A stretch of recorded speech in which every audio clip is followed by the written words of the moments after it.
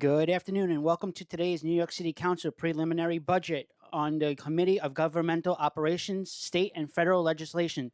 At this time during today's hearing, no one may approach the dais. Please silence all electronic devices. Chair, you may begin. Thank you very much. I am Gail Brewer. I'm chair of this Committee on Governmental Operations, State and Federal Legislation. It says here I'm happy to return, but that was like 100 years ago when I was chair of this committee before. So I'll just say I'm glad to be here. And this is on the fiscal 27 preliminary budget for the Department of Citywide Administrative Services, known as DCAS, the Office of Administrative Trials and Hearings, known as OAF, the Law Department, and the Board of Elections. I want to thank everyone who's joined us here today from the different administrative agencies. Following testimony and questions with all agencies, we will hear testimony from the public at around 4:30 or maybe a little bit earlier. Thank you to the advocates and the community members who join us today. I will be brief in what I have to say. This committee has jurisdiction over a wide variety of city agencies and offices and boards that play a crucial role in the operation of city government. The services administered by these agencies include legal matters, elections, campaign, documents and records, payroll, as well as the largest agency in our jurisdiction, DCAS. As the commissioner knows, DCAS oversees the operations of city government ranging from supplies, fleets, property leases, green energy, trainings, and civil service exams. The law department is responsible for representing the city officials, and reviewing city policy and legislation. OAF, which is the city's independent tribunal, adjudicates fair and timely hearings, and the Board of Elections, which, as we know, administers the city's elections, including general, municipal, and special. Today, we would like to get a deeper understanding of the agency's expense budgets, DCAS's capital plan, the impact of services to agencies and the general public, metrics that are used, and key agency initiatives. We want to dive into the metrics reported for these agencies in the fiscal year 26 preliminary mayor's management report. I have my own copy.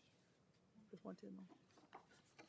As chair, I look forward to working alongside the administration to come up with ways to create, fund, and implement new and improved programs to help our government to work efficiently and effectively, as well as to determine ways to change existing operations to save the city money, which is, it seems to be the number one issue right now, but also maintaining essential services.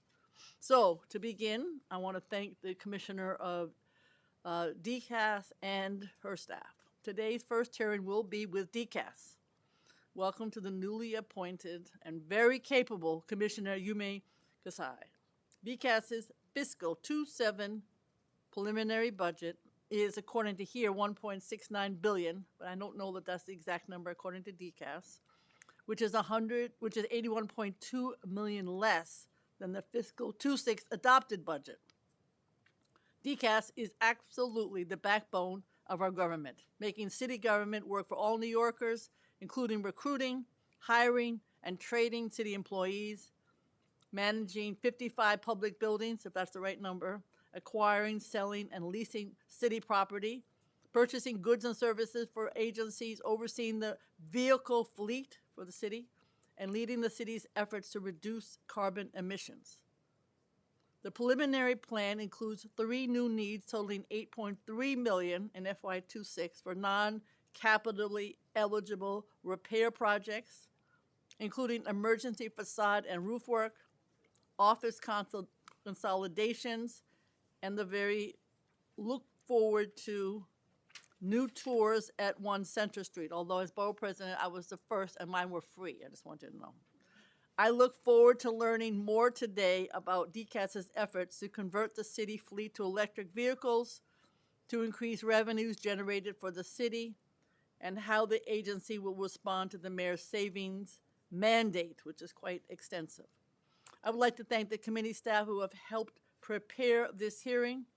Saymoul Hamid, who's a senior financial analyst, Julia Haramis, who's assistant director of the finance division, Jahari Frazier, who's legislative counsel, Erica Cohen, who's a policy analyst, and in my office, Shula Puder, Chief of Staff, and Cynthia Hornig, Budget Director. So without further ado, and we have Councilmember Felice online. Without further ado, Commissioner DeCas, all yours, and thank you very much for being here. Thank you, Councilmember. Oh, we have to swear you in, I'm sorry. Do you want to swear in our deputy commissioners as well at the same time? Yes, please. Just save you time. Okay, great.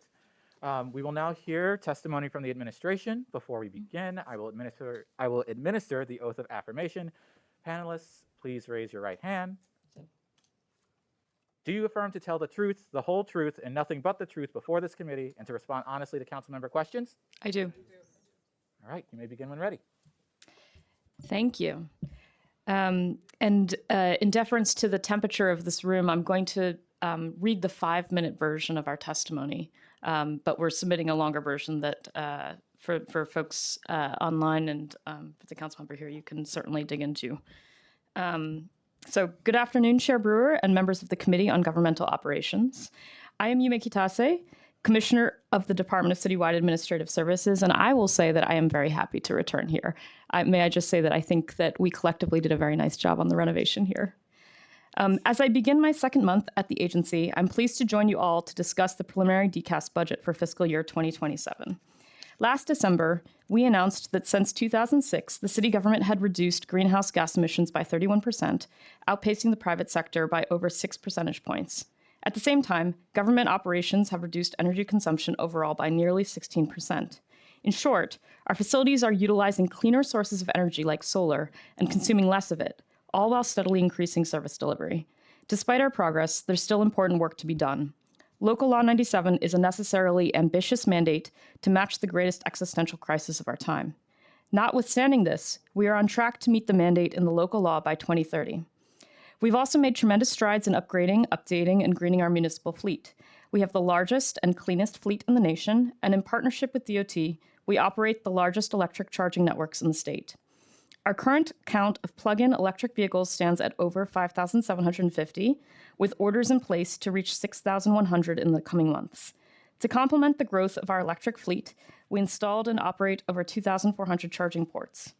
Thanks to the work of our fleet management team, we've reduced greenhouse gas fleet emissions in the city by 46% through FY24 and will exceed 50% reduction in the FY25's reporting. At DCAS, we're responsible for maintaining the city as an employer of choice for New Yorkers. Our priority is to help agencies fill critical positions, offer more promotional opportunities to our city workers, and break down barriers to entry. Over the past 2 years, we have undertaken an effort to review the minimum qualification requirements of entry-level, supervisory, and managerial titles. This review is to determine whether the existing qualifications for the positions accurately define expectations or could be revised. To date, I'm proud to share that nearly 70 titles have been revised, with 13 more in review, potentially increasing access to municipal work for hundreds of thousands of New Yorkers. This effort is ongoing, and we expect to review additional titles this year. Further expanding our reach, we have continued to offer bridge exams. These exams offer the public an opportunity to take one multiple choice test for multiple titles and have their name appear on multiple civil service lists simultaneously. In short, what would have required someone to take 4 different tests, pay 4 different fees, and wait for 4 different exams to be graded is now done in one convenient exam. Our Office of Citywide Procurement is the engine that keeps our sister agencies stocked with the materials needed to execute their missions. Most recently, our office played a critical role in the city's rapid response to the historic snowfall this winter. In the past several months alone, our central storehouse has delivered over 1 million pounds of salt to DSNY and DOT to keep our roads clear and passable, and distributed thousands of blankets to partner agencies for vulnerable populations. A bit closer to home last fall, we renovated the brick-and-mortar city store located at 1 Center Street. This is the store that is the unofficial Gail Brewer store, where we sell her scarves. Modernizing and brightening the storefront with a fresh open design. The in-house renovation boasted a new dedicated entrance directly from Center Street, welcoming foot traffic and making the store more accessible and inviting for locals and visitors alike. And most excitingly, we've announced a brand new municipal childcare initiative at 1 Center Street. As we look ahead to the next fiscal year, we'll be taking you through the DCAS budget. In FY27, our operating budget is $1.7 billion, inclusive of all funding sources, with $244.1 million covering payroll and other personnel services costs, and $1.4 billion covering other than personnel services. $1 billion, or 61% of our budget, will be used to support citywide utility payments for heating, lighting, and power. These are fixed costs based on forecasted energy usage and utility rates. The good news is that DCAS is working every day, both internally and with our sister agencies through multiple programs, to reduce energy use. I'm proud to say that this work has generated more than $156 million in annual energy costs since 2014. Beyond providing utilities to our sister agencies, we are also tasked with identifying physical spaces for city agencies and other public entities to meet their operational needs. Of our overall budget, $170 million is dedicated to these costs associated with multi-tenanted leased sites. Given DCAS's role as a citywide service provider, we're also thinking about ways to increase revenue opportunities to the city's general fund. Every year, DCAS generates a significant amount of revenue on the city's behalf. In FY27, our revenue target is $62 million. The final piece of our budget is our capital plan, including the funds allocated towards upgrading and renovating our infrastructure. The preliminary budget reflects an updated 5-year plan of $7.6 billion from FY26 through FY30, including $4.2 billion for projects managed by DCAS. This plan includes maintenance and enhancements to our facilities, the renovation of leased spaces, and continuing our energy conservation and fleet electrification work. As we work through the budgeting process, we will continue to advance the core missions of this agency and uplift innovative ideas to make this city work better for New Yorkers and our sister agencies.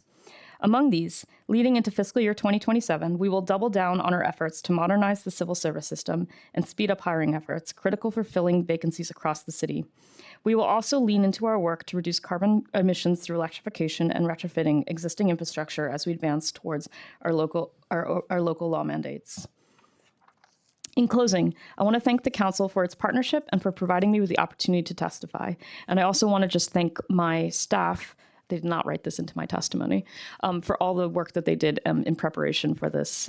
So I really appreciate all of the work that you all have done in the last couple weeks.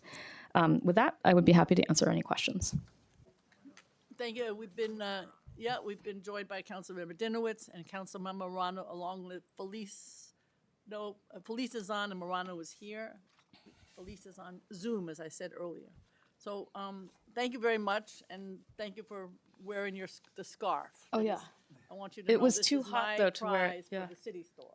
I insisted that they be long and not square, and when they open, they have many long scarves. So And it's the city skyline. It's you have really no beautiful. idea how much. That's 20 years trying to get this freaking scarf in the store.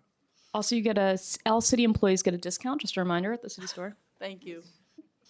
So, as you know, the mayor issued the executive order calling for each agency to appoint a chief savings officer, and that person is to find savings. We know that they have to be 1.5% of the budget, and I know that this is not due until March 20th. But are there some, in some general way, are there programs that would be exempt from the savings requirement? Could you share with us the areas that you might be including? And we're all glad to hear about the end of the 2-for-1. Yes. But it's concerning to hear that agencies will be permitted perhaps to fill only half of their current vacancies. So I didn't know how many vacancies you have, and just generally, how are you approaching this budget challenge? So thank you, Councilmember. I will just start by saying Shannon Middleton, who is my new first deputy commissioner, is also our chief savings officer and also our former chief financial officer. So she's wearing 3 hats here today. And I will be giving her the opportunity to give a lot of numbers to you. That's why her budget is thicker than mine. I mean, her binder is thicker than mine. So as you noted, we are working towards the March 20th deadline. So unfortunately, it is sort of tricky for us to be able to bring you some of the ideas that we're already working on, but we are working on ideas right now.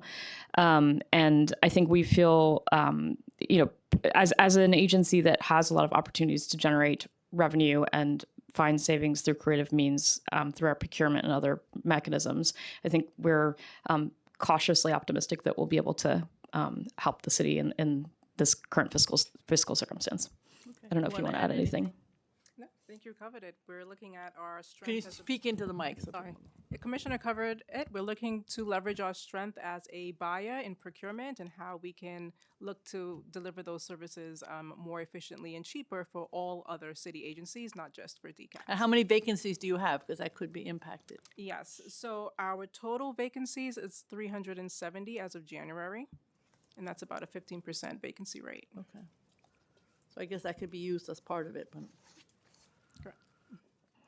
How does DCAS assess which vehicle models and brands are the best suited for city operations? This is all about the city electric vehicles. How do you measure reliability and efficiency and longevity of what you purchase? Are there factors such as range, charge times, battery mileage taken into consideration? And of course, I read in the papers, you know more than I do, that, you know, that guy in the White House is scaling back electric, which is obviously a mistake in our opinion, and I'm sure in yours. But how does the production or manufacturing, how is it impacted by federal standards? And has this posed any difficulties to procure? And then I have more questions. You do have a really great guy who runs your fleet. Yes, I think his name is Keith. No. Taylor. We know him very well. We love him. Go ahead. Yes. So anyway, I'm going to have Deputy Commissioner Kerman answer this question because there's a lot of technical pieces to this that I think he can help bring detail to. Okay, Keith Kerman, Chief Fleet Officer. Good to see you again, to see you. Council Member.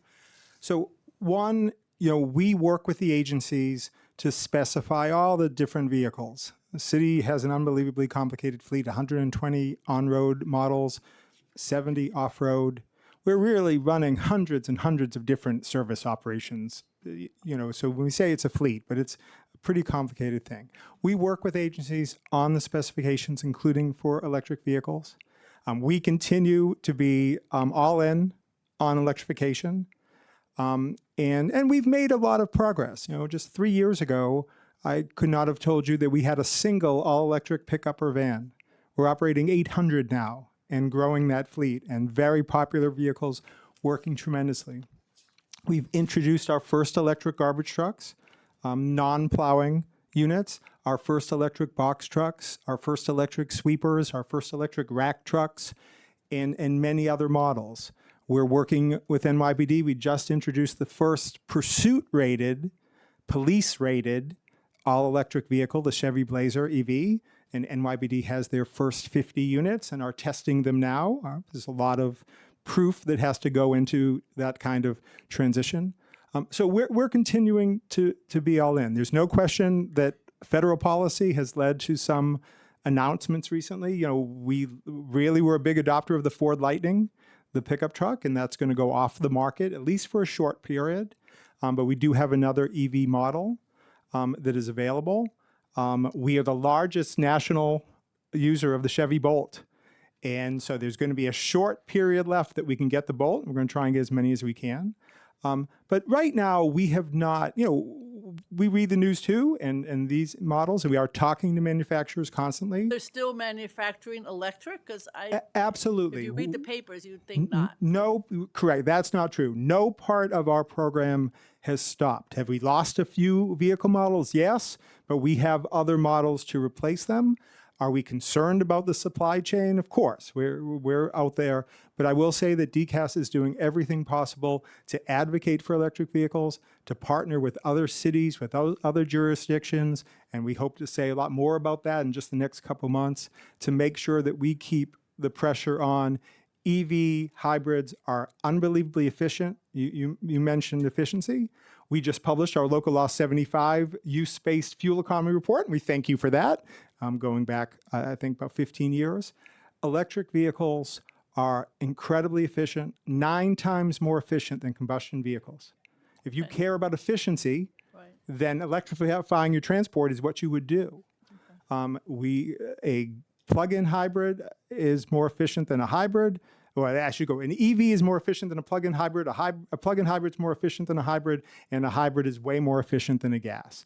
Everything in the electrification, we are achieving efficiency, and we just published that report. So, we're still all in. We think these are the smart investments, save enormously on fuel and emissions, but they also save enormously on maintenance.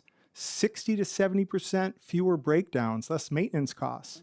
So you are saving on these vehicles, not just reducing pollution, but they're smart, efficient investments. And, we're concerned about the marketplace, but we'll do our best to influence it. And so far, everything moves forward. Okay, that's helpful because when you listen to the press, you hear differently. Now, I think your deadline is 2035. What does that deadline mean? In other, what deadline do you have to supposedly, depending on the manufacturing situation, to be electric all the way?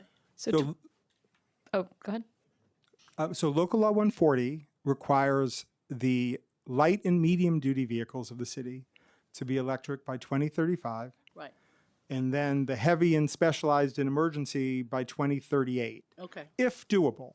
Right. On the main light and medium duty vehicles, your pickups, your vans, your SUVs, your sedans, today there are models out there and we can implement and we're moving forward. There's no question that when you get into things like obviously plow trucks, we Right. just went through a big storm emergency. There is not an electric viable plow truck on the planet Earth today. So that we have to see, right? We're talking to manufacturers. We're going to, if we can push it and achieve it, we will.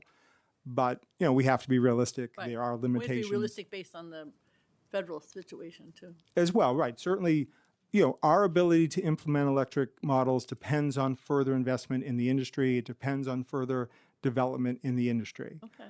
But we are moving forward. In 2035 for light and medium would be that first big target. There's a lot more opportunity to electrify the light and medium side than when you get into plow trucks, some of our fire trucks and ladders, Right. where there's a lot more complication operationally. Okay. Now, how much funding do you have from OMB to purchase? In other words, can you get as many as you want? Do you have maybe, 200 something that you're funded for and you need another 500? How does the funding work? Because of course, everybody would love to be able to buy everything tomorrow, but I didn't know if that's a challenge. So currently in our expense budget, we have $10 million every fiscal year. And in our capital budget, just in fiscal year 26, we have 7.8 million. Okay. Now that 10 million supports roughly 220 vehicles a year. I think in order to hit the numbers we need to by 2035, on average, we should probably be doing around 640 vehicles. 640 per year, annually. okay. Yeah. And we're in And now it's conversations. 222 or something like that. Yes, and we're in conversations with OMB continuing. Well, we need to make sure. We've been joined by Councilmember Lee and Councilmember Hankinson. Thank you both for being here. Okay, the other question I have is, I know this sounds silly, but my city store, how much revenue have you generated, I guess, in 2.6? And how is this revenue utilized? Thank you, Councilmember. Yes, Thank you, I'm going to Councilmember. turn that to my numbers person. Yes. So we're happy to report in fiscal year 25, our revenue increased from 387,000 in fiscal year 24 to 463,000. So we've definitely seeing, the impact of the beautification, the renovations, and the highlighting of the city store. That's a revenue that goes to support the general fund and helps the city close the gap. Similar to all other DCAS revenue streams. Yeah. Okay. And then the auto auction contract with GovDeals. Why was a new contract required and what factors were considered with this vendor? Was there an issue with the prior one? And then how long is this contract with GovDeals? Okay, This is on the auction end, yeah. sure. So we had a vendor, IAA. We've been doing online auctions, as you know, since 2012, and that in general has been very successful and grown our market to really a national market. But we did default the vendor IAA, and we went through a long process with them. At the most basic, they were not providing the full level of public access to these auctions that was required in the contract. And we tried to resolve this issue with them, but we're unable to do so. We've gone to GovDeals, and the good news, we do not have a public access issue, and we've got about 40% more revenue per vehicle coming in, those issues kind of being tied together. So we're in a good place right now. We're having a very, very strong auction year in fiscal year 26. We will far exceed our target. And we're seeing much more return in a much more vibrant market. So we did what we had to do to move that vendor, to change the vendor, but we're in a strong place now. How long is that contract for? Go. The current GovDeals contract, I would need to check on the Okay, terms just for that. curious. I think you talked about this issue, but to meet the city's renewable energy goals and achieve local law 97, because that's what, not only does the city have to do it, but the private sector, they always calling me. Do you have adequate resources to reduce the emissions from government operations by 50% by 2030, which of course is, I know you talked about it a little bit, but can you be more, Yes. this is a huge question from the community. Yes, thank you, Councilmember. And I just want to say, I acknowledge that that we have more to do. This issue, even mandates aside, I think, as we've sort of discussed on with my team, I think even if and when we exceed targets, there's still going to be more to do because this is such an existential issue. And that's why we're working very aggressively every year to deliver projects that reduce our emissions. I am pleased to say that we are on track to, with our current funding, to exceed our targets by 2030. Okay. And why do you think that's possible? Just because you have the funding, or you have already good infrastructure, or that's So good news? yeah, so it's a combination of things. One is a large number of projects to reduce our emissions, which we're happy to go into greater detail if that's helpful. And then the other thing is that we're bringing online a large project that will be delivering clean power via Hydro-Quebec, bringing down hydropower from Canada. And it'll be about 20% of New York City's electricity and 100% of all of New York City government's electricity. Huh, okay. Is there anything you want to add to that? Because any other aspect to it? In other words, you really feel that you're going to get to that point? Okay. Yes, that's coming online. I'm scooping myself a little. That's coming online this year. Okay, all right. DCAS, we're all talking about Rikers Island. I assume it closes. Yes. And then I assume the Renewable Rikers Act of 2021 will go into effect. And obviously, we want it to be a sustainable situation. Do you have resources and a timeline to complete a master plan to design and build this new infrastructure? I think we're talking about wastewater, closing 4 plants, as I understand it, and then moving them, and then there's much more. So I just didn't know where you are in those plans. Of course, the facilities, borough-based, are not even built yet. But. Right. Yes, it is a little bit. It is a little bit in the future, and obviously we've already been sort of in the past administration has already been sort of thinking about that. With the change over the administration, obviously there's new appointments that had to be made for that committee that meets, which we participate in. So we'll be resetting that soon, but it is a little bit in the future right now. So I would say that the plans are not yet at the stage where things are fully fleshed out. Yeah, I mean, it's a huge program to plan for. So yes, hopefully, but we're any opportunity I think that we have to build solar or any other infrastructure for reducing our emissions is obviously an exciting opportunity for us. Okay. Now, the hottest summer days are not here, but when they do arrive, the Energy Demand Management Program, which reduces pollution, reduces energy costs, and saves public agencies, obviously, money on the hottest days.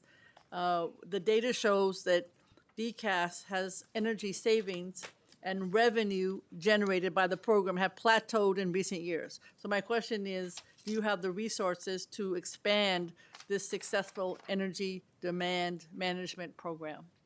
But particularly in the summer, obviously. So you're talking about our demand response program, right? Yep. Yeah, how's certainly. It going, basically? Is what we're trying Yes. to say. First of all, I would just like to say it feels like we are exercising our demand response in this room right now. But yes, we're definitely obviously thinking about all options about how to expand, our ways to save energy through demand response. I don't know if you want to add anything to that. Yep. On the resource side, it fluctuates, right? Because it's based on the weather, it's based on peak usage. But we've been seeing solidly at least $2 million every fiscal year, and we use that revenue to reinvest into our buildings and create more energy efficiency upgraded equipment. So 2 million savings is what you're saying? Revenue, yes. Yeah, Revenue. 2 million revenue. Revenue. Okay, not savings. All right, I hope that works. We've been joined, go ahead, you Yeah. want to add something? Go ahead. Yes. Now it Oh, is. now we are. And this is a citywide revenue program too. So we have grown over the past few years in terms of citywide revenue, led by our energy supply team, and we are expecting it. We have enrolled the highest number of facilities in program history right now. So we are expecting it to continue to grow. Okay, and this includes, I mean, I don't, sort of an aside, but I am always concerned and hopeful for the SIGs, cultural institution groups, and that they're in this pile of being better managed for all of these above reasons. Now, you manage those that are power and light, right? Is that something that DCAS is involved with? I think you are. Does that work? Could you repeat the question? Sure, Sorry. the SIGs, which are the cultural. Their enrollment and demand response. Yes. Only enrollees who are able to meet the requirements of the program are enrolled. Okay. So Depends then. the facility has to confirm ahead of time that they are able to meet their obligation Okay. during that period of peak load. If they can, they're enrolled. Okay. And it's never going to be a continuity of service issue. Okay, the reason I ask is we're always trying to make sure they get saved because they have so many cuts. Yeah. And they're barely surviving with the federal cuts. Councilmember Zhuang has joined us, and Chair Lee, you have some questions. Hi, good afternoon. And it's great to see you, Commissioner. I feel like it's been a lifetime since we last interacted when I was at KCS. Oh, yeah. Yes. So just really quickly, in terms of the Space Savings Initiative, throughout various plans, we have seen several adjustments to account for various space savings initiatives, and they aim to make better use of the city's owned and leased spaces to reduce costs. And just wanted to know, how much did the city save from space savings initiatives in FY25, and how much has been saved to date in FY26? I just want to note on the space savings, obviously there's been a tremendous amount of work that has been done to survey all of the agencies, and that's one of the things that I'm really excited to dig into because I think there's a lot of potential there. But we have already started to do some of that work, so I'll give it to the First Deputy Commissioner to sort of add the numbers here. Thank you, Commissioner. So fiscal year 25 was a big planning year, getting the surveys out, identifying agency space, usage, and needs. In fiscal year 26, year to date, we've already realized almost $8 million, and that's a combination of cost avoidance as well as actual savings to the lease budget. Perfect. And do you keep a record of which agencies are sharing spaces, and is this publicly reported anywhere that we can access? We'll have our EDC of Real Estate and Facilities Management. Thank you for that question. So it's not currently publicly reported, except that all of our lease data is available online, and that is publicly reported. So you would be able to, eventually see lease reductions where we're vacating a space entirely. But some examples are the law department consolidated some of its space at 100 Church Street, and we were able to move the campaign finance board out of another lease site into that site, thereby relinquishing space at 80 Maiden Lane.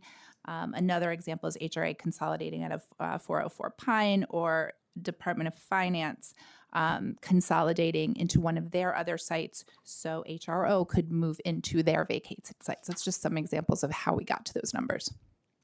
Perfect. And how do you determine which agencies would be best suited to share space? Is there some kind of survey or?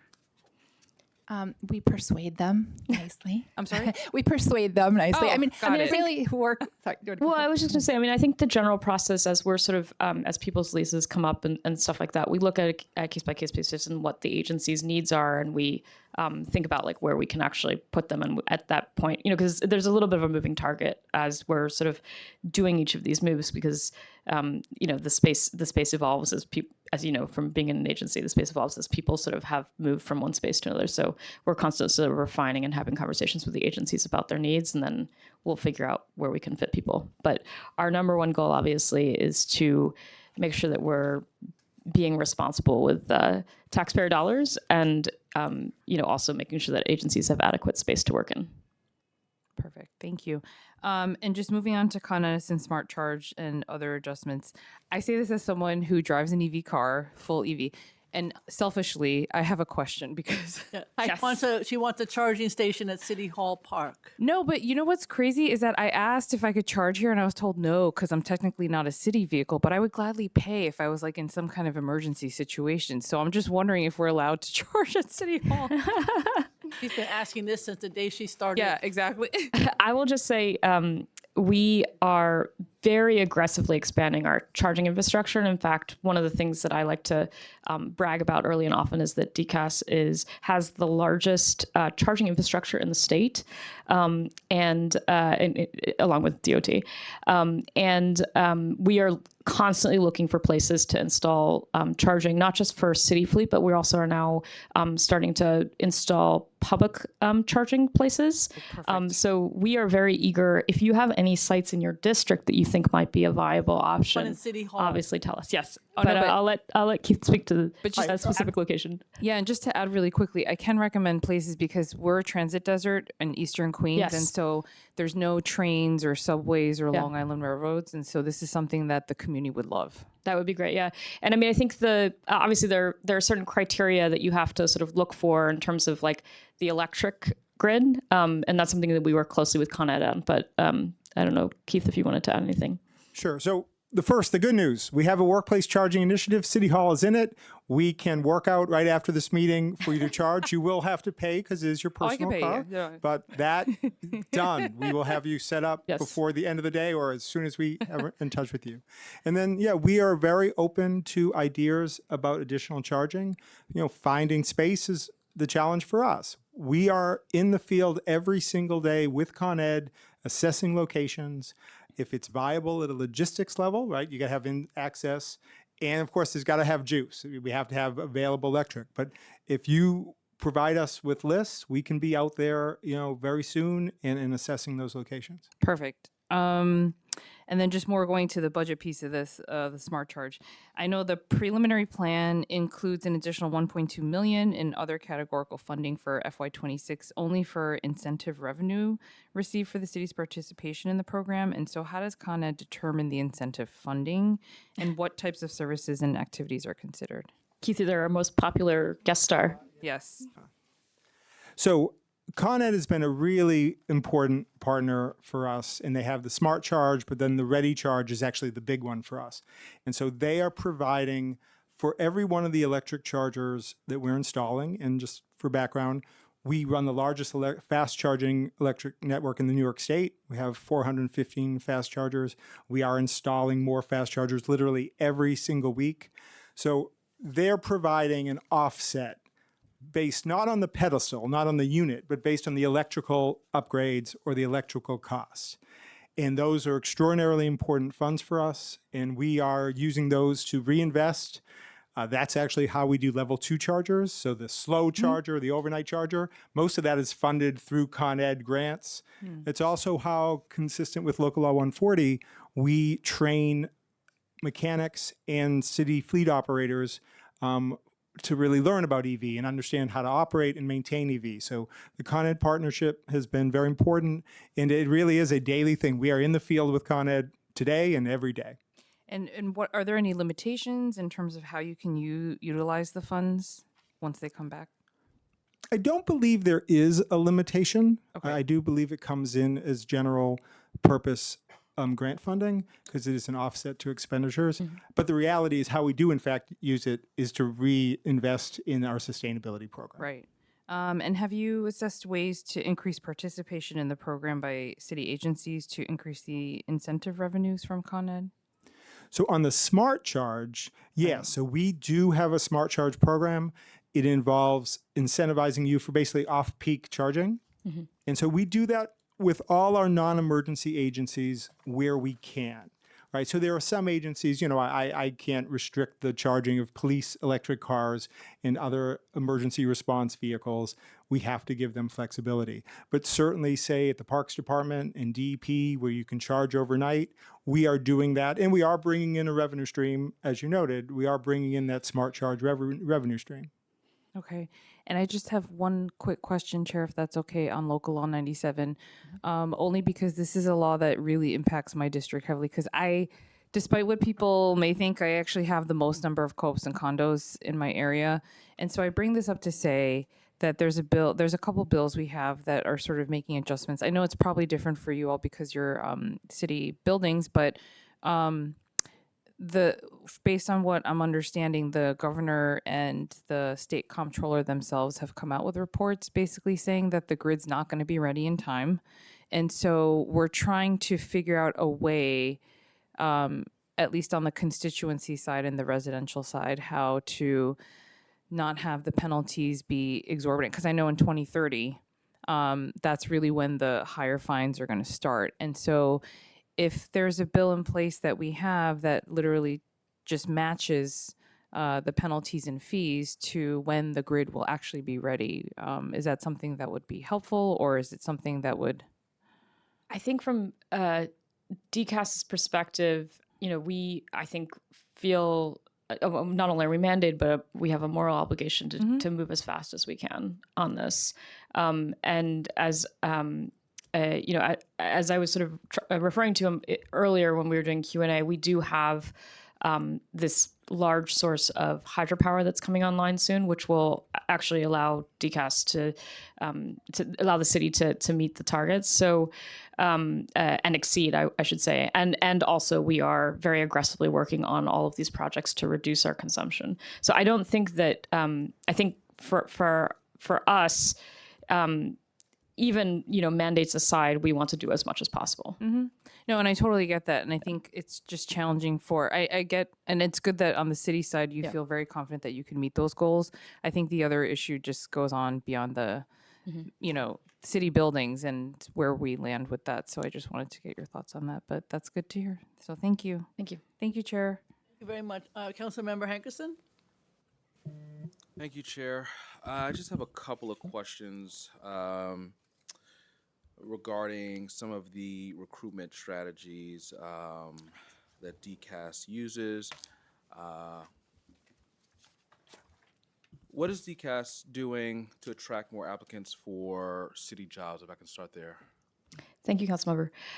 So this is something that I'm very excited to dig into because I think there's a lot of strategies that we already do, and then there's more that I think that we can do. But one of the things I'll just say, and then I'll pass it to our Deputy Commissioner to talk in greater detail about the programs that we do have, is sort of even just demystifying what the civil service system is.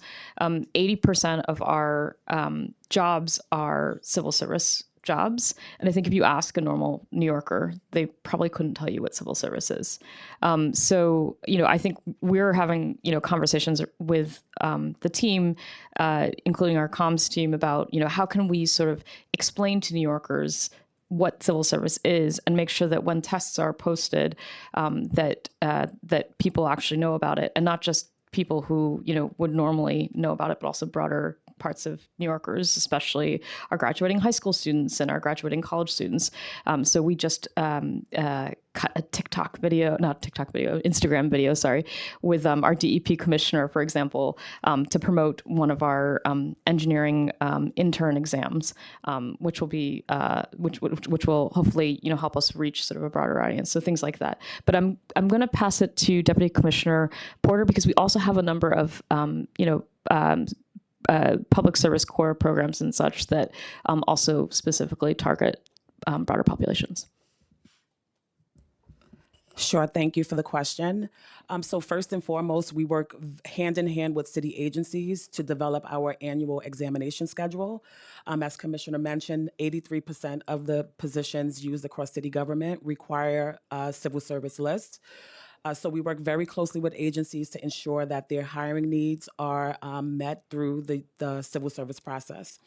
In addition to that, our workforce operations team at DCAS, which consists of the Pathway Programs team, the Public Service Corp team, as Commissioner mentioned, they work hand in hand to use data to drive, the areas that we visit for available hiring events and also working closely with the New York City Public School to educate our youth about available civil service exams. There are also a number of local laws that help to drive how we recruit for the city of New York. So there are many different ways that we do so, but the major driver is civil service exams. I appreciate that. And I know that you mentioned Instagram, which kind of leads or segues to my next question. What's the agency's means of marketing, and how much of your budget is allocated toward marketing efforts? So we have, in addition to all of the work that we do in our, public affairs team, which I think, from a budget standpoint, might be difficult to sort of separate out because it's sort of all intertwined. We also have an office of recruitment within human capital, but I'll hand it to you to add any numbers. That's right, Commissioner. The marketing budget is intertwined, but our Office of Recruitment, which sits under Human Capital, they have a budget of about $500,000, and they're a small but mighty team, 6 of them. They go out to college events. They do Civil Service 101 presentations across the city. They were instrumental when DCAS did the hiring halls. They were supporting agencies across the city in those events. And if I can just sort of shamelessly plug, we are actually currently hiring for a director of digital content in order to sort of help drive some of this more social media oriented strategy. Oh, that's great. Okay. So if you have any good candidates, please send them our way. Will do. I know in the last administration, there was an initiative that required DCAS to host job fairs citywide. How many individuals were hired as a result of those job fairs? Sorry, go ahead. So we can get back to you with the number, but the hiring halls that DCAS participated in were back in 2023. That process has now transitioned to the Small Business Services, and they host hiring halls with both public and private sector employers. DCAS's role in that process is to connect city agencies with these events to recruit for city jobs. That's my time. Thank you. Thank you. Keep going. Do you have another? I have one more question. Go right ahead. I don't know if you have the data for this, but going back to the original hiring halls, do you know which agencies seen an increase in terms of hiring as a result of those hiring halls? So we saw major success with hiring halls across the board. I think it would be more helpful for us to get back to you since that particular event happened some time ago. I don't want to misrepresent. Thank you so much. Thank you. Did you get any state money? Because I know the proposed executive budget in January came out. Now we're waiting for the one House bills to be negotiated. But were there any state good or bad opportunities in that budget? What did you get? There were some positive impacts in the budget, which I think we have here that we can go into. I think a lot around vehicles, for example. Mostly around policy, climate policy that we're always supportive of. Okay. The state removed the cap on rebates provided to municipalities for clean vehicle infrastructure, which I'm sure Keith is very happy about. They're also the governor's budget is proposing to extend the alternative fuels exemption for 5 years. So we're always happy to see more state policy going towards helping us achieve our climate goals. Well, that's good. Okay, so basically it wasn't money per se, but it is in the end. Yes. Talking about that. Okay, emergency oil purchase. The plan preliminary includes an additional 3.0 million in intra-city funds for FY26, only for heating oil from the Department of Education. I guess it's called some other name now, something about public schools. How was this amount determined? Does this funding relate to the warming centers that were operating at those DOE facilities during the snowstorms? Do you manage all energy-related expenditures for DOE? And if so, why by DCAS and not DOE? And what portion is covered by DCAS and what portion by DOE? The reason I ask this is it is complicated for those of us on the outside to know because you are so integrated. Yes. Other agencies. How Yes. does this all work? So how does the oil and DOE and you work? This was obviously a very historic winter in terms of the amount of snowfall and the many days of extreme cold. So we were called in to help, and there's an emergency emergency fuel task force which we helped coordinate, and it's sort of, so I guess the short answer is it is sort of like an additive effort on our part to sort of come in and sort of help them supplement their fuel. But Keith, do you want to add anything to that? Sure. On a day-to-day basis, New York City Public Schools has their own version of the DCAS fuel contract that they actually manage day-to-day. So on a day-to-day basis, we are not managing their fuel deliveries. Because of the extreme cold temperatures, there was really an enormous amount of demand on heating oil. There was also, in the broader marketplace, but also impacting city government, a dearth of available drivers. There's law that mandates how drivers have to have rest periods. And, our vendors were searching far and wide, getting drivers from other states. And so we came in to manage through our emergency contract which is actually not with the day-to-day vendor, Okay. a emergency trucking operation to support the public schools. So sanitation, DCAS, the fire department, the police department, the Department of Transportation, all using their city trucks to make sure that heating oil got delivered to the schools during really about a week to 10-day period when it was just incredibly cold, and we wanted to make sure there were no problems. Okay, so basically that was your effort during that time period. Well, it's a coordinating effort. So, like, for example, shout out to Department of Transportation, who in particular gave us a lot of drivers for this effort. Absolutely. So we coordinate other agencies to do it. So I don't want to steal their thunder, but I will say, like all things DCAS, quietly very dramatic behind the scenes. And there was a cost, obviously, in addition to Yeah. your usual budget. Do you have some numbers for that? Yes, because it was an emergency, the cost was estimated around $300,000 a day. Okay. We didn't, at the time, we didn't know how long it could have been, so we estimated, assuming we would need to do it for about 10 days. Okay. The actual cost came in a little lower, about a little over $1 million, so we intend to give the rest of the money back to DOE. So you may see that reversed in the next budget cycle. Okay, thank you. The preliminary plan includes an additional 1.9 million in this intra-city funds for FY26, only from the DOE for geotab equipment. So what kinds of vehicles, DOE vehicles, are the geotab equipment used for? What are the metrics for tracking them? What's done with the data? And are all of DOE's vehicles equipped? And if the tab equipment, is it used on school buses for tracking? Now, we all know that the school bus issue is challenging on all fronts, since I get so many complaints. So I know you're working on this, and so I just want to understand it for the parents and for the public. Okay, thank you. So all of New York City Public Schools city-owned vehicles, about 300 or so, are tracked through our Fleet Office of Real-Time Tracking, which is Geotab. That's funded through DCAS. But then DCAS also tracks a little bit more than 10,000 school buses live. So there is a local law that requires tracking, as you know, that was passed a number of years ago after a major sudden storm. The tracking for the school buses does happen through the Fleet Office of Real-Time Tracking with all the companies. We provide all of that information on a daily basis and, of course, live access to New York City Public Schools, to the Office of Pupil Transportation. Each company also has access to their information. You mean each company, each busing company? Each busing company also has access to their information, so they can be, and we are monitoring safety, utilization, idling, and many other Times, delivery times. all kinds of indicators, right? The data is very robust. The actual management of the school buses is still, of course, the Office of Pupil Transportation.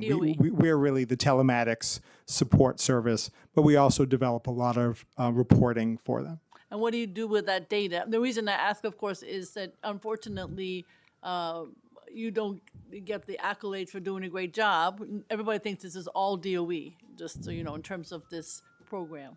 So my question is, what did the DOE use the data to try to improve? Is that the idea? Yeah, I mean, absolutely. And we, in the end, the Office of Pupil Transportation and the Department of Education, these are all contracted services through the Department of Education, not through DCAS. So ultimately, it's their charge, not DCAS's, to manage the school bus operation. But we are supporting them on a daily basis, providing safety reports, utilization reports, helping them analytically wherever they ask us to. Okay. And it's your impression that all of the school buses are equipped? All of them are equipped. Okay. And I will just add, I think it would be fun to have any council members here who are interested come see the fort where we do our fleet coordination as well. I would like to do that. I think the bus contract is like 2.5 years. It's shorter than it has been in the past. So we'll see how this data helps with any future decisions about school buses. My disabled students often don't get there on time, so I have a lot of concerns. I think the city secured a federal grant to help purchase electric buses, but these funds have been slow to be dispersed. I didn't know if the funding went to DCAS or to DOE, and if you have any update about purchasing these electric school buses. It goes to the DOE. Those are the DOE, so they're the ones who are purchasing the very slow, not slow buses, but slow arriving federal money. They're dealing with it, not you. Yes. Okay, that's lucky for you, I would say. A couple of things. Goal 80 times 50. There's a carbon reduction goal to reduce 80% of our overall emissions, and I think you're, doing a great job by 2050, using 2006 as a baseline for our city. So do you feel that the 2006 baseline is a good measure, and have you assessed whether it can meet this mandate? The carbon reduction. I'm not sure that we have any objection to the 2006 baseline, but I don't But know. you feel like you can meet the mandate? I think that's a more important question. I think we're, quite honestly, the law passed 6 years ago. So we've just been hustling to get to 2025 and 2030. Right. Now that we are kind of getting to that point where we can safely say we're pretty confident we're going to hit 50% by 30, now we're planning for the future. Okay. So, All right. On solar, you've established a goal of 100 megawatts of solar on city-owned buildings by 2030 and 150 megawatts by the end of 2035. That's the 90 local law 99. Yep. How much has been installed? How much is set to be installed? And what funding do you have? And I guess one of my questions would be, again, you have your DCAS buildings, but do you also help the other buildings, of which there are many? So Yes, especially schools. So to date, I was going to ask about schools, yeah. the city has completed over 204 solar installations, which is about 33.5 megawatts. 50% of the capacity is in disadvantaged communities. And we have in our pipeline 39.5 megawatts across 134 projects, 63% of which are in disadvantaged communities. And we're working very hard to identify other sites. These are basically sites that don't require roof repairs generally, is the ideal. So we do believe that we're on track and have the funding to do 100 by 2030. Okay. I mean, this is a silly question, but again, the federal government, I don't think he likes wind. He doesn't like air. He doesn't like sunshine. So is it hard to get solar equipment? Obviously, I heard about the EV, but I didn't know if it's hard to, I don't know. I think one of the things that has sort of, has the potential to impact is there was a federal credit for solar that has gone away. But I don't know if you want to add anything about the supply chain. no, I think this, again, going back to 97 passing in 2019, shortly after that is COVID, shortly after that is supply chain disruptions, Right. basically this entire time since then. So, yes, it can be an issue and can be a cause. You haven't seen it be major at this point, though, so far? Because you are the ones who will be buying quite a bit of solar equipment, I would imagine. We're proud of the progress we've made so far, in spite of these challenges. So I don't think we're at the point where we would say it's stopped us or blocked us, but it's something to navigate as we're continuing forward. Yeah. Okay, that's helpful. In terms of lighting, the preliminary commitment plan includes $630.9 million for 5 years, over 5 years, for direct installation of lighting systems in the schools.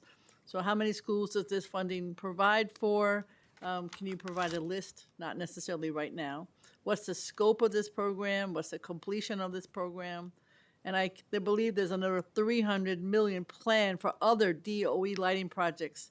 Can you provide a list and a timeline for the projects funded? And you just basically how many schools and how much it costs. I think.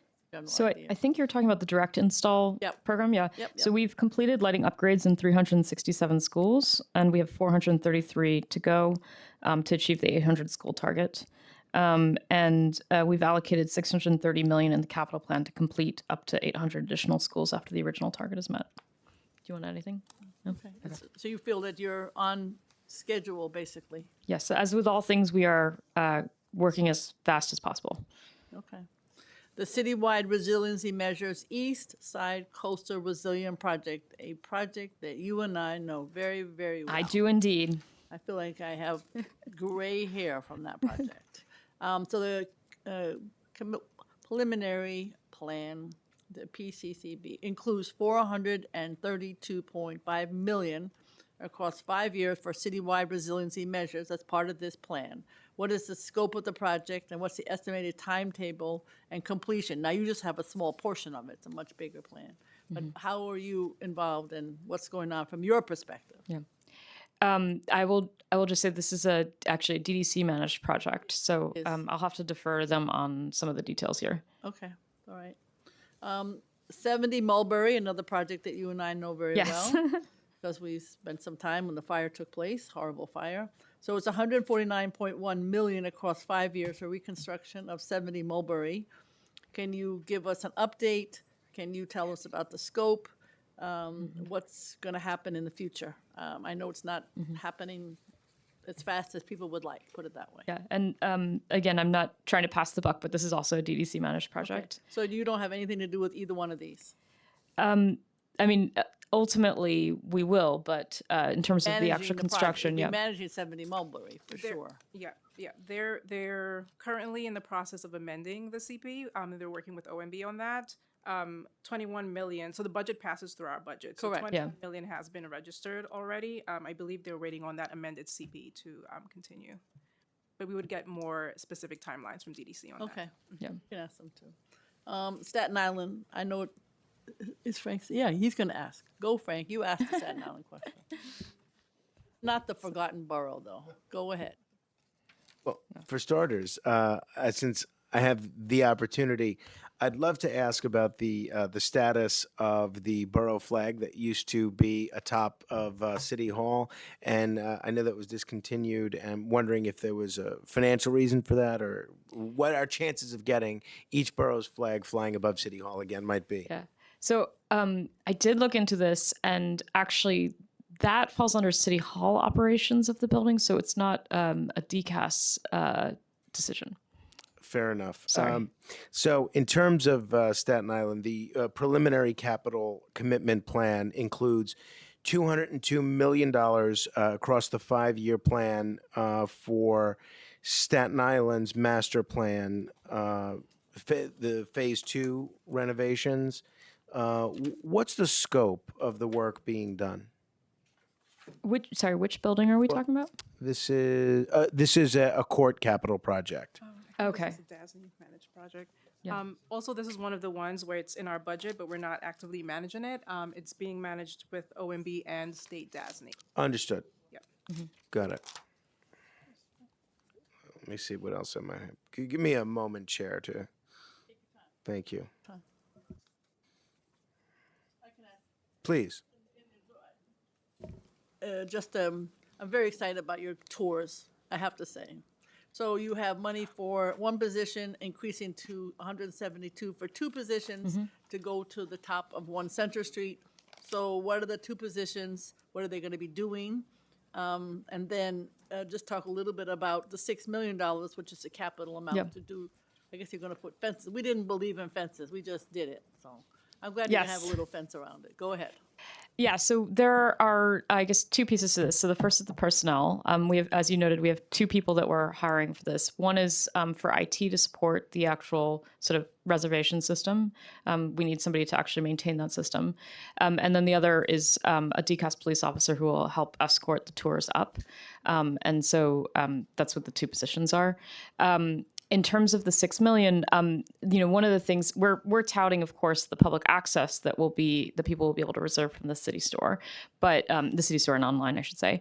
But the 6 million obviously encompasses a much broader set of work, including redoing the facade and sort of repairing the tiles up there and stuff like that. So it's really a broader project that is about sort of restoring the cupola in general for future generations and making sure that it's able to sort of have a longer lifespan. So we're excited to do that work. That elevator is pretty small. It is a small elevator, yes. Been on it. Yes, intimate. I think that's what we like to say. Very. Yes. So you'll have enough reservations wise, I guess you'll limit to be able to access the elevator in a safe manner. It's 5 per tour and then plus the person who will be accompanying them. I have one more, Chair, if you would. Go ahead. Thank you. As obviously you know, DCAS manages the city's real estate portfolio and helps determine where agencies locate offices and services. Staten Island residents, as the chair was kind enough to point out, we often feel like our borough is forgotten and that we get fewer government service locations than other parts of the city. How does DCAS consider borough equity when deciding where to place new agency offices or leased facilities? And are there opportunities to expand city services on Staten Island? Yeah, absolutely. I mean, I think, as we are sort of approaching every lease, we're obviously thinking about two things. One is how do we get the best deal for our taxpayers, and also about the operations of city agencies and what works for, whatever service they're providing. But I'll turn it to my executive deputy commissioner to sort of add some detail there. So in general, we work with the agencies to determine what their catchment area is, and they use their, whatever their needs are, and either the public-facing services might dictate where they need to be, or their core operations or headquarters need to be. So certainly, if there's something that you think an agency needs to, have an additional presence, then we can talk about that and work with the agency to see what that would look like.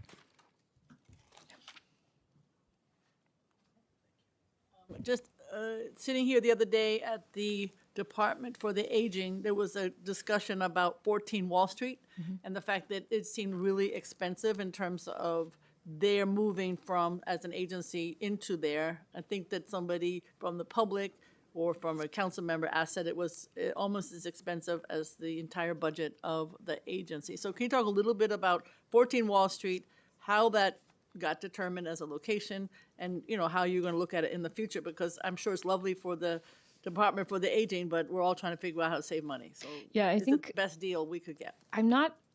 We did see our sister agency testify, and I think we weren't sure what number that was referring to. But I will say that the way that we do leasing, we think of it in terms of the term of the lease. Usually, when it's a budget number, so it may seem larger than it actually is. It's not an annualized number. So that was my guess that that's maybe what the reaction is to that, the specifics of that deal. I will just say, I know one of the first things that I did when I started was I went over to 2 Lafayette just to see the DIFTA space and sort of assess the conditions there. And I know that they're very anxious to get into newly renovated space. So that obviously is something that we're very anxious to do for them.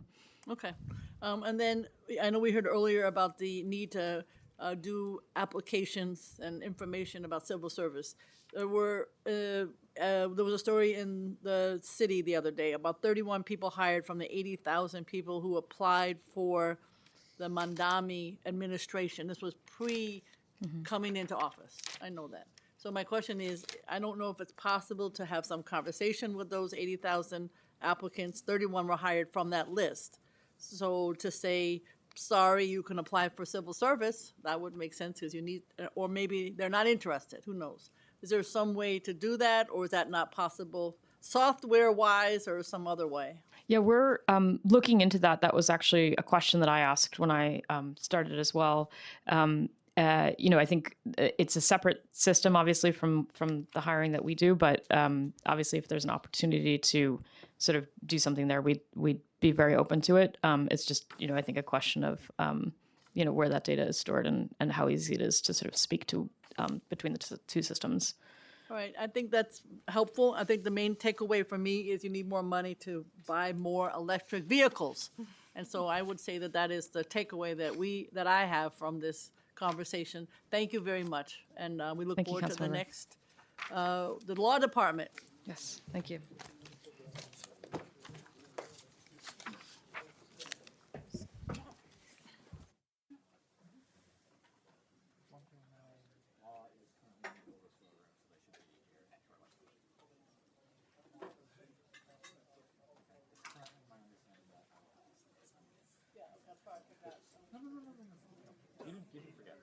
I'm just letting you know that.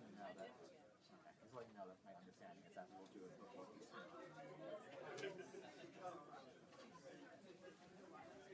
Yeah. I love DCAS hearings because when they're done, like everyone leaves the room. They like bring everyone. Who's testifying from the elections? Mike Ryan and Is anybody else coming besides the two of them? Like, is Georgia or? I don't know who's coming, but I think they're the folks who testify. Okay.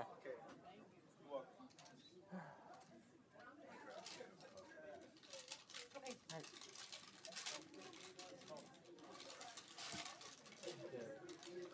Oh, okay. He said he's coming back. He's coming back. Veronica's coming back, yeah.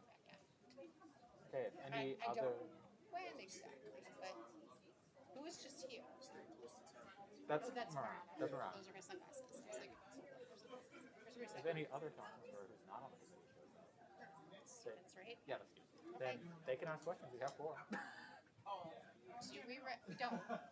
We did. We did. But we have to have quorum at the time. It's not that we have quorum at any time. I thought it was you just have to have a quorum within the duration of the. I thought it was you had to have, they can only ask while we have quorum. Oh, it's a while. Okay. Yep. Never Yep. mind. I don't know anything. But Santuso's not on our committee, and Felice is gone, so, I mean, I guess, Oh, that's so fair. yes. Well, Santuso could have asked questions. One, two, we get Morano back, three. We'll only have three in the room. Oh no, Lee's not a committee member. So Lee said he's coming back. Yeah.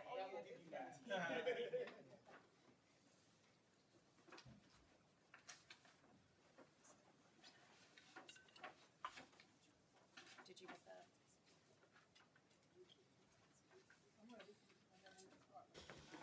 Flex from law? No, not yet. Okay. All right. Thank you very much for being here, Law Department. So this hearing will be with the Law Department. We had DCAS before, as you know. I want to welcome the newly confirmed, but not new, Corporation Counsel Steve Banks. The Law Department's fiscal 27 preliminary budget is $345.1 million, is my understanding, which is $68.3 million more than the fiscal 26 adopted budget, and it's partly due to funding in the preliminary plan for additional attorneys and support staff, which are desperately needed. The Law Department, as we know, represents the city, the mayor, city agencies, city council, and other city elected officials in civil litigation matters. The preliminary plan includes $46.1 million in new needs, growing to $67.2 million in FY27, and in the out years for additional legal staff at the agency, court-appointed monitors, which are also expensive, and special masters, which are expensive, and for the remediation manager costs mandated for the Department of Correction. I look forward to learning more today, we all do, about how the Law Department plans to hire for the new positions, how they will be used to save the city money on tort liability in particular, and how the agency will respond to the mayor's savings mandate, And I'm delighted that Councilmember Stevens is here. So now you need, who's on? Yeah, Sandra Suarez is on. She's having a baby soon, and so she's not here. We're very excited about the baby. Not right now. No, but soon. Yeah. He looks like, is she right now? No, but she's not late right now. Soon. You need to be sworn in. Go ahead. All right, we will now hear testimony from the administration. Before we begin, I will administer the oath of affirmation. Panelists, please raise your right hand. Do you affirm to tell the truth, the whole truth, and nothing but the truth before this committee and to respond honestly to council member questions? Yes. All right, you may begin when ready. Thank you. Good afternoon, Chair Brewer, members of the committee, as well as other members of the council who may come during the course of the hearing. It's a pleasure to come before you to discuss the Law Department's fiscal year 2027 preliminary budget. I'm joined by First Assistant Corporation Counsel Cheryl Neufeld, Managing Attorney Eric Eichenholz, and Chief of Administration Jenny Nagel-Einigoin. The Law Department represents the city, the mayor, the city council, other elected officials, and the city's agencies in all affirmative and defensive civil litigation. The department brings proceedings in family court with alleging violations of criminal laws and represents the people of the state of New York in proceedings filed in the criminal court to enforce the city's administrative code. Law Department attorneys draft and review local and state legislation, real estate leases, procurement contracts, financial instruments for the sale of municipal bonds. The department also provides legal counsel to city officials on a wide range of issues such as civil rights, education, intellectual property, land use, and environmental policy. The department's work embraces all entities and operations. Our work impacts all areas of daily living in New York City. The department currently has approximately 785 assistant corporation counsels and 600 legal support professionals. We're proud to be a leader in the legal profession with approximately 31% of our lawyers racially and ethically diverse and 58% women. Over the past few years, headcount reductions have impaired the law department's ability to fulfill its mission in representing the city, its elected officials, including the council and other city entities. The 200 new attorney lines and 100 professional support lines provided to the law department in the proposed budget will be allocated to support all areas of the law department. This increased staffing will help mitigate the increases in monetary settlements and payouts resulting from a number of factors, including the law department's reduced headcount in the past administration. The increase in staff will allow us to restore our ability to settle meritorious cases earlier and make dispositive motions and try cases that lack merit, reducing payouts in both types of cases. Other new staff will focus on enhancing the law department's ability to advise and support the city through legal advice and affirmative litigation initiatives. This new staffing will also enable the department to increase the provision of risk assessments in order to help agencies reform practices and avert litigation against the city in the first place. Through all of this, we'll advance the city's affordability agenda as well as the interests of the city, the mayor, the council, and other elected officials. A large focus of the law department's work this past year has been addressing potential challenges regarding federal funding requirements, which have changed and evolved rapidly over the past year. To do so, we have set up a special team to focus exclusively on these emerging challenges. Our work has already been critical, safeguarding billions of dollars in federal grants that touch on all aspects of municipal life, including infrastructure, policing, housing, social services, and mission-critical objectives such as disaster mitigation and counterterrorism efforts. With the increased staffing, we'll be positioned to litigate affirmatively and defensively to protect the city's rights and interests. For example, we brought a lawsuit to protect funding the city received from the Federal Emergency Management Agency, FEMA, in accordance with federal law to reimburse the city for services to asylum seekers. We sued to protect New York City Public Schools' magnet school funding that was cut based upon purported violations of Title IX due to the public schools' guidelines to support transgender and gender-expansive students. We also joined coalitions of other cities and states to challenge grant conditions that violated federal law because they intended to commandeer the recipients to enforce federal immigration policy and federal executive orders, among other things. Similarly, we filed and joined more than 25 amicus briefs on topics such as immigration enforcement, federal funding, deployment of the National Guard, and New Yorkers' rights and benefits to ensure that the city's voice is heard as courts consider these emergent legal issues, even in circumstances in which the city is not a party. At my confirmation hearing before the council last month, I emphasized the importance of the law department being promptly attentive to the needs of all of its individual and institutional clients, including the council and council members. Since assuming the position of Corporation Counsel, I'm pleased to report that we have been working in collaboration with the Speaker and the Council in a number of areas. Individual members of the Council have also reached out to me directly to discuss matters of concern. Our office will continue to work side by side with council staff on crafting legislation, providing legal advice in a timely manner, and ensuring legal clarity and defensibility in doing so. An excellent example of this is our recent work together on procurement reform legislation. The department's work in both revenue saving and revenue generating. For example, in FY25, the department saved the city $128 million by resolving $140 million in claims and contractual disputes for a total payment of only $12 million. Similarly, the department's defense of real property tax assessments protected $96 million in property tax receipts in FY25 and almost $65 million during the first half of FY26, which preserve funding for city services. During this fiscal year so far, the department has recovered over $35 million for the city and its entities. This includes monetary recoveries for property damage, breach of contract, restitution, False Claims Act cases, securities fraud, public health and safety matters, including anti-youth vaping and tenant protection code enforcement cases, and opioid settlement payments, among other things. In this fiscal year, collection law firms supervised by the division have recovered another $30 million. In addition to recovering monetary damages, the department sues to enjoin unlawful and harmful practices that cause or contributed to a public nuisance or otherwise negatively affect public health and safety.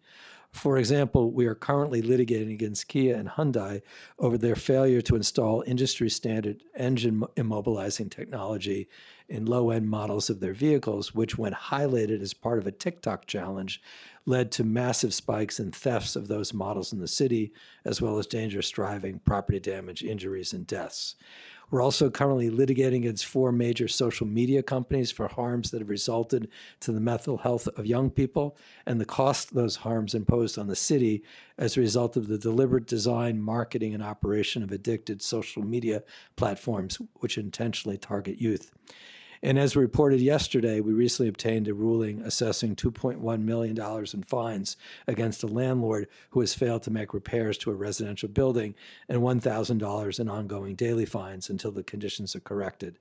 These cases and other litigation aim to change behavior by compelling compliance with city law and policy, to enhance public health and safety, and to protect New Yorkers from unlawful and harmful conduct. We also anticipate saving the city over $1 million in this fiscal year in payments from the Judgment and Claims Fund through our continuing activity to compel insurance companies to defend and identify the city. This program, which began in the late 1990s, has saved more than $3 billion in judgments and claims payments through insurance takeovers since its inception. Every case that the insurance company steps in to defend is a case that does not have to be defended by city attorneys, thus saving enormous legal resources. Settlements and judgments paid by insurers in cases falling within the policy coverage also save the city substantial sums. The law department also represents the city in more than 70,000 cases annually. We continue to experience an increase in pending cases. Approximately half of our pending cases, some 35,000, involve tort matters. These pending cases include a large number of Adult Survivor Act and Child Victims Act cases, and we anticipate a continued influx of these cases, which involve claims of misconduct that occurred many years ago.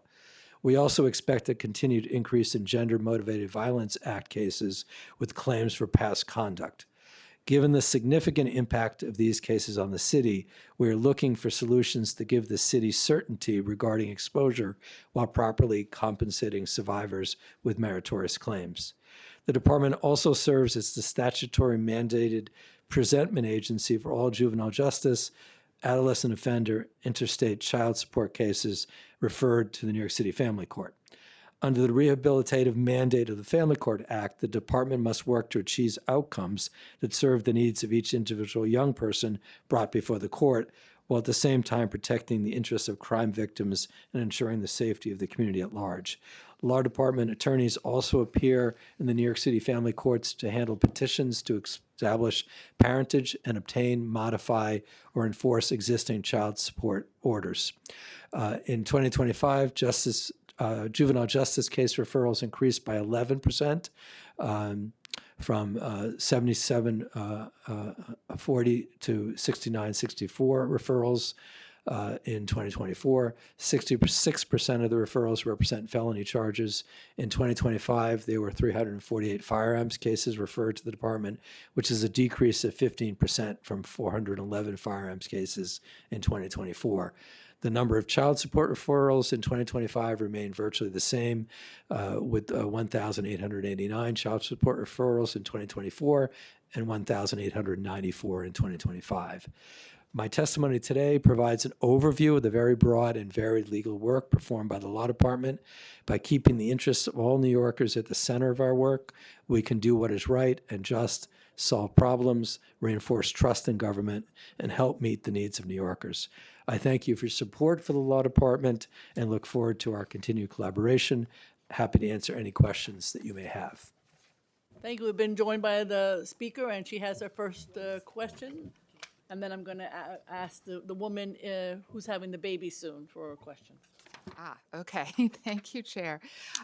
So thank you, Steve, for being here. We appreciate it. Got a couple questions for you. The 9/11 files, as you know, this is something that is very important to the City Council. The fact that the city has sat on these 9/11 files for years, the fact that thousands of people became sick and died of cancer because the city did not disclose the fact that the air was not safe to breathe, in conjunction with the federal EPA and former EPA head Christy Todd Whitman. So my question is, and I had asked this during the confirmation hearing, what is the status of the release of the 9/11 files?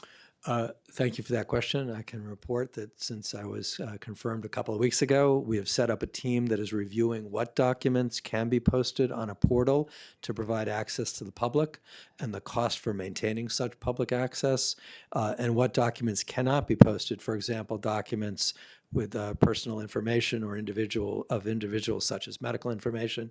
We're also looking at the cost of determining what documents cannot be posted. We will keep you posted on what we are doing, but that's what we've done in the last several weeks, and we're working on this very hard to be able to, as I said, post documents available to the public, having made a determination of which ones can't be posted and which ones can, with the ones that can't be really ones that involve individual people's personal identifying information in their medical records. I mean, obviously, we don't want to post people's personal identifying information, but I'm going to urge you in the law department to be as fulsome as possible in the release of the records. How quickly will that portal be up and running, and how quickly do you think that the documents will be released to the public? I think the key fact here, you have my commitment to be as fulsome as possible, but I think the key factor is there are tens of thousands of documents, and to review them properly so we don't have a repeat of what just happened when the federal government released records. We want to make sure that what we release are in fact not revealing people's personal information. Okay, I'm going to ask that you update my office directly with this so that we understand when the portal is up and running, which documents have been released, so that we are aware of the timeline and that when these documents are actually public. Absolutely, we'll keep you advised. I know, I appreciate that. The second question I have follows up on something I asked during the confirmation hearing, which is on Timothy Pearson, and is the law department still representing Mr. Pearson? I have reviewed Timothy Pearson's right to legal representation at the city's expense under the general municipal law in 4 related matters. Based upon my review of new evidence since the original decisions were made, I have determined that he is not entitled to representation by the city in these matters. Thus, the city will no longer pay for Mr. Pearson's legal representation. Similarly, based on my review of new evidence, I have also determined that Jeffrey Madry is not entitled to representation under the general municipal law in the 4 lawsuits involving allegations against Mr. Pearson. As such, the city will no longer pay for Mr. Madry's legal representation in those matters. This is excellent. I want to commend you. I want to commend the law department for reaching what is the right decision in this matter. Neither Mr. Pearson or Mr. Madry should have ever been represented by the city law department. And I hope that then this will serve as a clear warning sign that those types of representations, which are clearly compromised, will not happen again. So thank you for doing that. I appreciate it. Thank you for asking me to do it, and thank you for your response. I have one last question, which is, having worked at the city law department, which is something I'm incredibly proud of that experience, I know the importance of all the work that you're doing, and you're serving also as our council, which we really appreciate, the agency council, all the work that the law department does in so many different areas. You have a lot of vacancies. What's the status of the filling of those vacancies? What are the plans to do so? Thank you for that question as well. So we are very pleased to have 200 attorney lines and 100 support professional lines in the budget. We have experience, by the way, with hiring 200 lawyers when I was at the Legal Aid Society in a very relatively short period of time. We have an excellent in-house recruitment team that is already well advanced in terms of recruiting the class of entry-level assistant corporation counsels. And we are on track for the things we've been doing internally to hire significant numbers of staff over the course of the next number of months.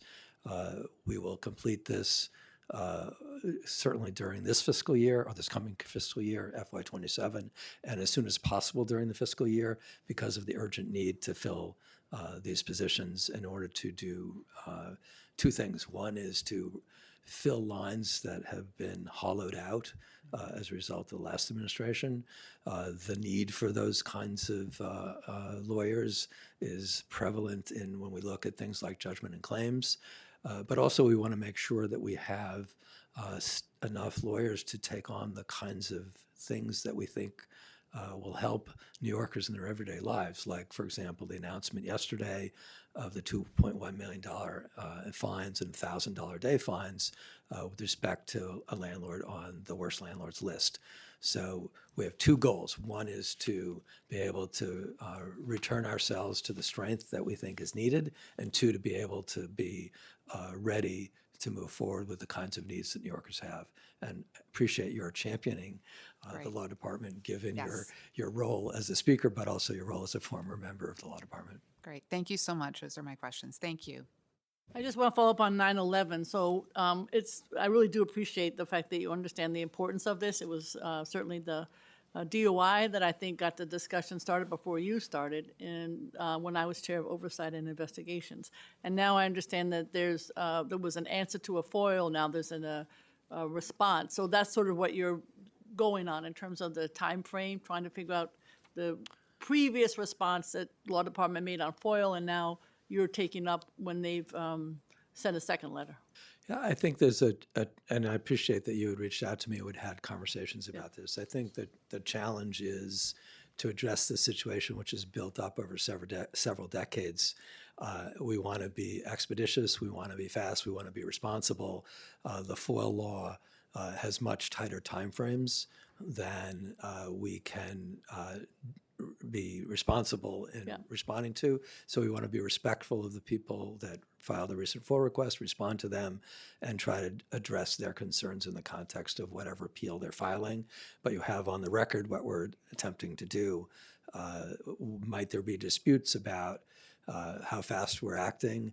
I think the speaker has made it clear that, and we do speak quite frequently, that this will be a topic of our ongoing conversations, and maybe that will give some solace to the people who are pressing for these documents. As I said at my confirmation hearing, this is also personal to me. My daughter, then in the 5th grade, was at school on Chambers and Greenwich Street and was one of the young children evacuated as the buildings were coming down. So I am well aware of how urgent it is that we should act, and we are moving with urgency. Thank you. And that's great news about Mr. Pearson and Mr.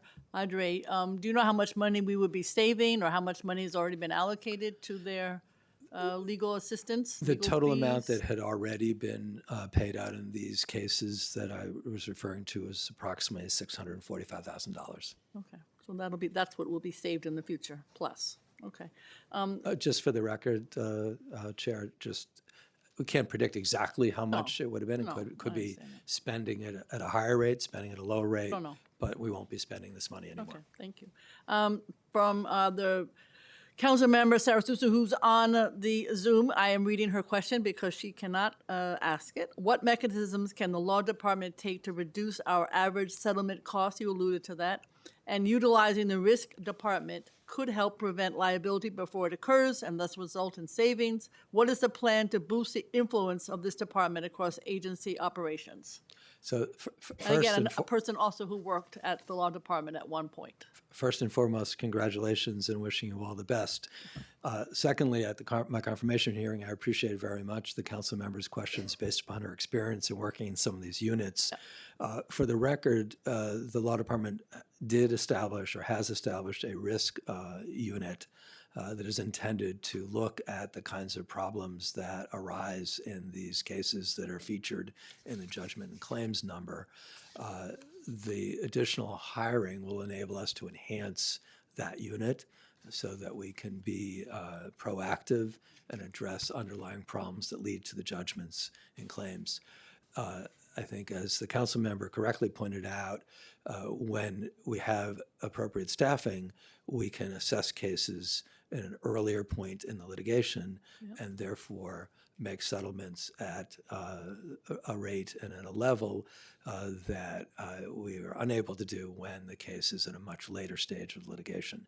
But to level set, in taking the kind of comprehensive look that we are going to be taking at these cases, we may well settle more cases initially that might show up in our budget number, but the aim is to get to a place where we can make reforms to reduce the numbers of the amounts and the numbers of the payouts.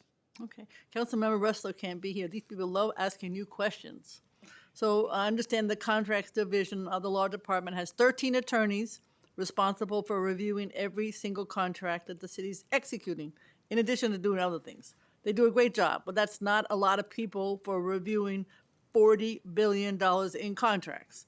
So do you have plans to add more attorneys to this division?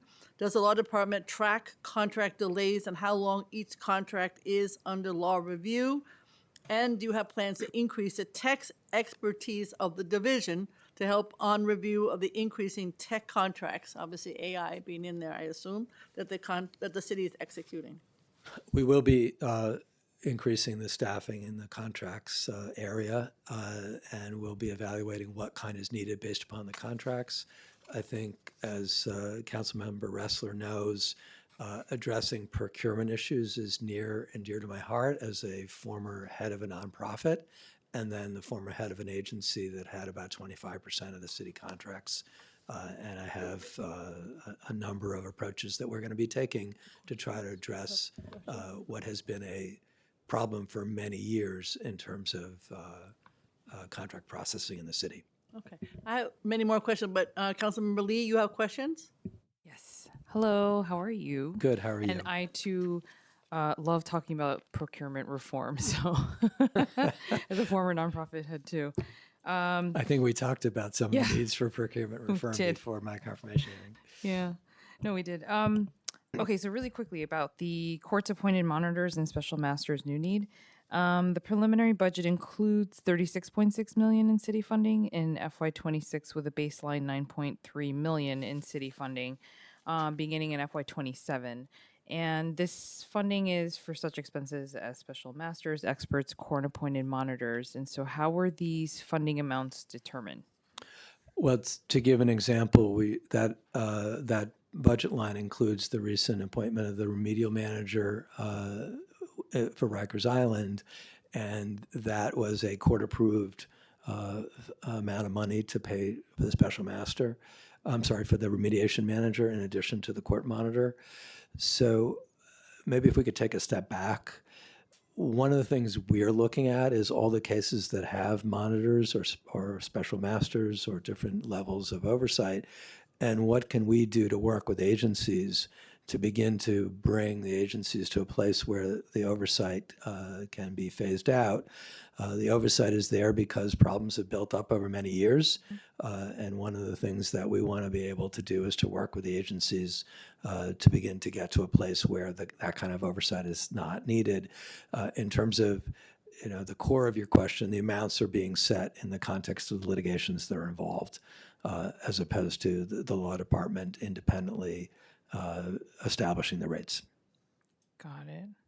Okay, helpful to know. Thank you. And do you anticipate additional funding being needed in FY27 and in the out years? I mean, we're in a situation in which we've just gotten funding for 200 lawyers and 100 support professionals. In my experience, both in the not-for-profit sector, which I know you have as well, and my experience in government over the course of 8 years, that is an extraordinary commitment to the work of the law department. At the same time, we want to be good partners with OMB in addressing cost containment wherever we can. Mm-hmm. And what major cases is the funding associated with for the new needs? I think it was. The funding is associated with our overall need to restaff. The funding is associated with our overall need to restaff vacancies throughout the department, including in the areas that the speaker asked me about and the chair asked me about in terms of the tort area, the risk assessment, the contracts, and so many areas of the department. There's been reduced staffing over the past 4 years. In addition, we want to be able to staff up to be able to meet the moment we're in. And so the shortest answer to give you is all parts of the law department will be receiving additional staffing that need it in order to manage the workload and to be able to respond to new needs that are coming in. Perfect. And just lastly, on the payout for judgments and claims, the payouts for the judgment and claims against the city and state federal courts decreased by 49.7% during the first 4 months of FY26 when compared to the same period last year. And in FY25, payments for judgments totaled $1.38 billion, down from $1.52 billion in FY24. So to what do you attribute the decrease in judgments and claims payouts? I think it's the vagaries of litigation. One of the big drivers for these cost increases over the years with the Child Victims Act cases, the adult survivor cases, and now the gender-motivated bias cases. And there'll be ebbs and flows of litigation in terms of when those payments will be made. As I said a little bit earlier, we're looking for ways to address those categories of cases that both recognize the city's financial challenges, but also the need to compensate survivors. And so in the short run, there may be increases in some of those areas. But the aim here is to get to a place where we're driving the judgment and claims down by addressing the underlying reasons why people bring lawsuits against the city. Yep. And which agencies are the largest portion of the judgment and claims related to? I mean, there are a number of agencies. There's been public reporting on some of them. We can certainly give you a breakdown if that would be helpful to you. Yes, that'd be great. And just which ones have seen the biggest increases over the last few years and largest decreases? Yeah, I think that might be rather than calling out individual agencies and making estimates, it'd probably be more helpful to you to give you a written response about those numbers. Perfect. And lastly, will additional staffing provided to the law department further decrease this number, I would assume? The law department, additional staffing in the torts department in particular, will certainly help us with early assessment of cases and early determinations about settlement, reduce the ultimate amounts that are paid out. Also, assessments of cases in early stage help in the cases that should be litigated to put us in a better position to prevail for the city. Okay, great. The number of the cases we have now in our pending caseload, again, like 35,000 of the 70,000 cases are in the tort area. Those are for conduct that has occurred in years past. So the ability to do what I told the speaker we're going to do, which is to assess the risks with enhancing our risk unit, is going to take some time for us to start to see the outcomes. We'll be doing the work on an expedited basis, but since there's a lag by a number of years between something that happens in a lawsuit, there may be some time before we're actually able to effectively drive down those numbers as much as we would like to by avoiding the need for people to sue the city in the first place. Great. Thank you. Thank you, Chair. Councilmember Morano? Thank you. Thank you for your testimony, Mr. Banks.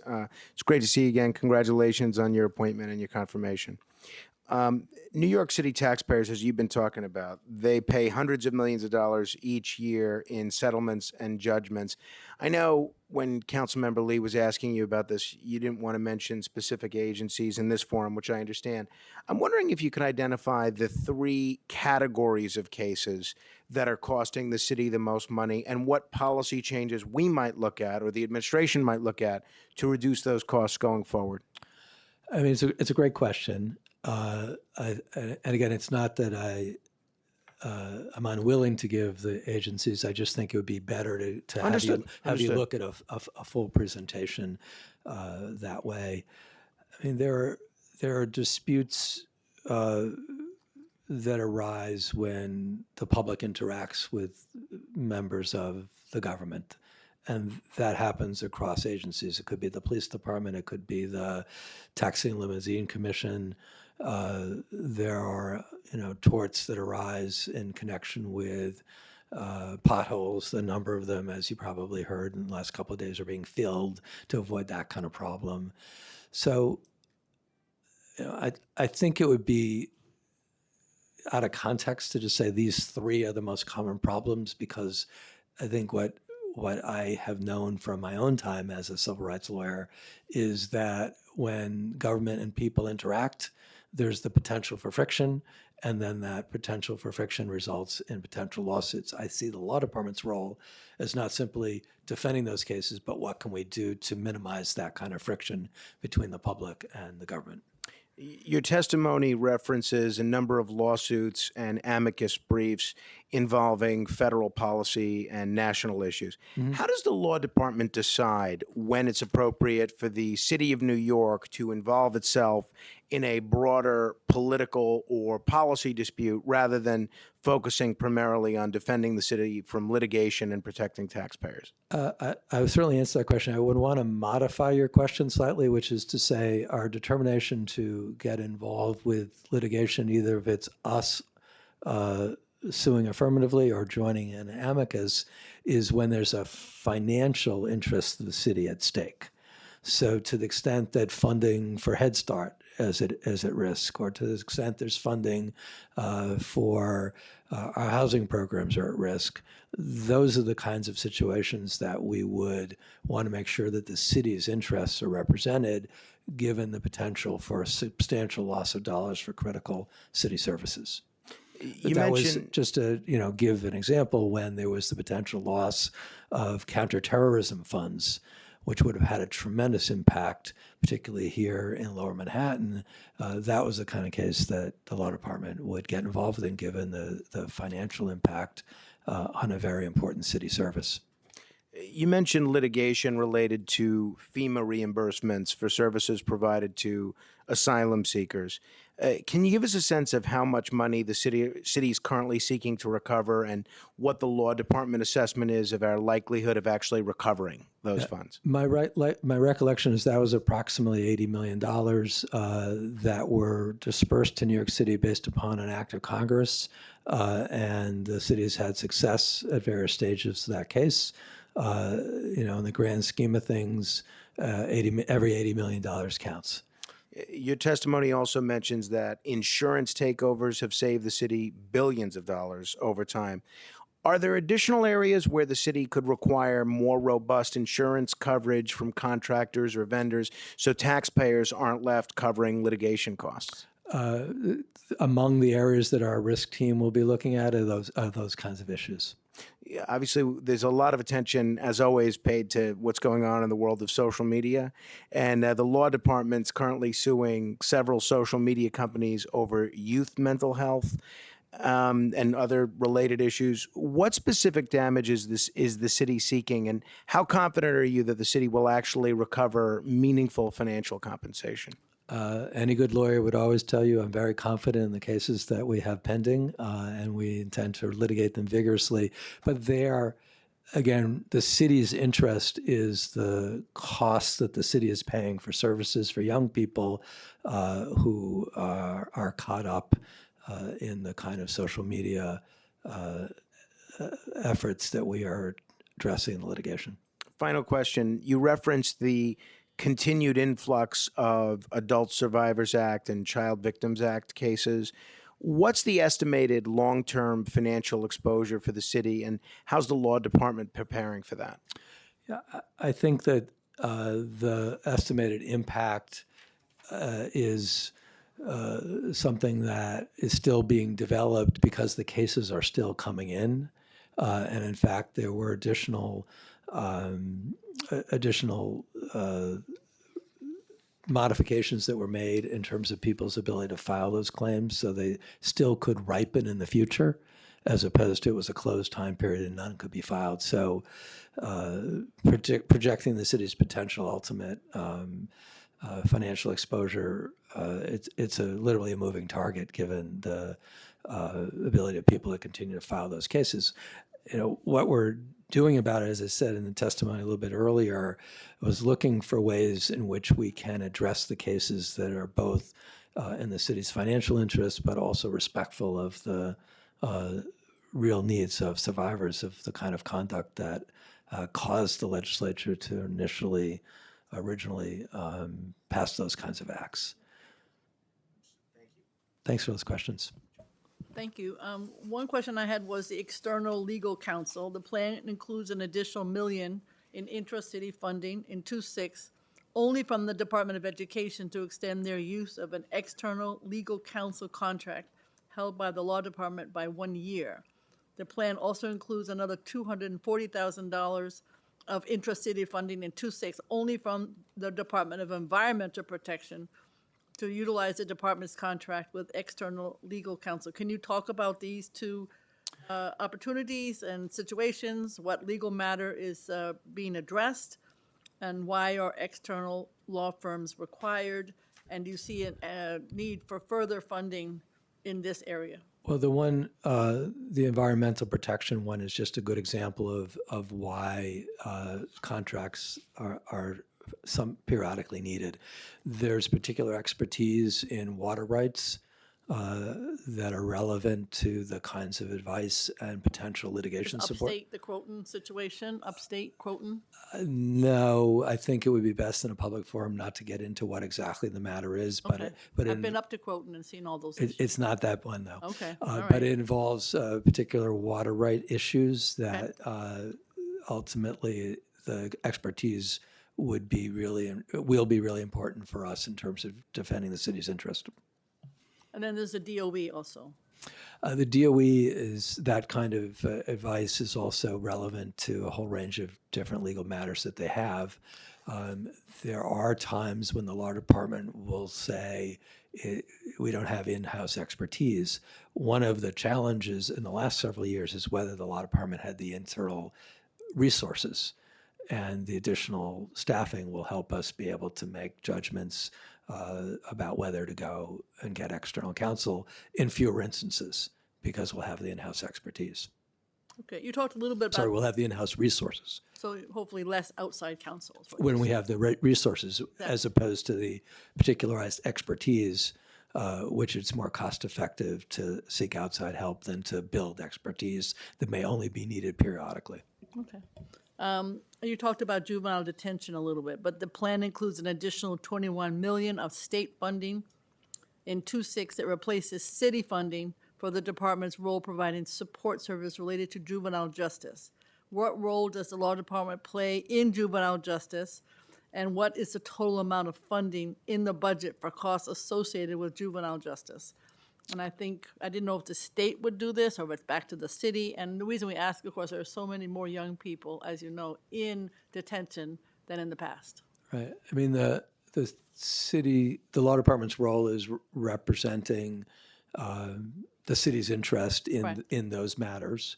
The additional state funding is part of a state assumption of certain responsibilities in this area, and those dollars will help us continue to provide the services. The family court, as you know, is a court of rehabilitation, and therefore it's particularly important that our lawyers work with the array of services that are available to help youth move on a positive pathway forward.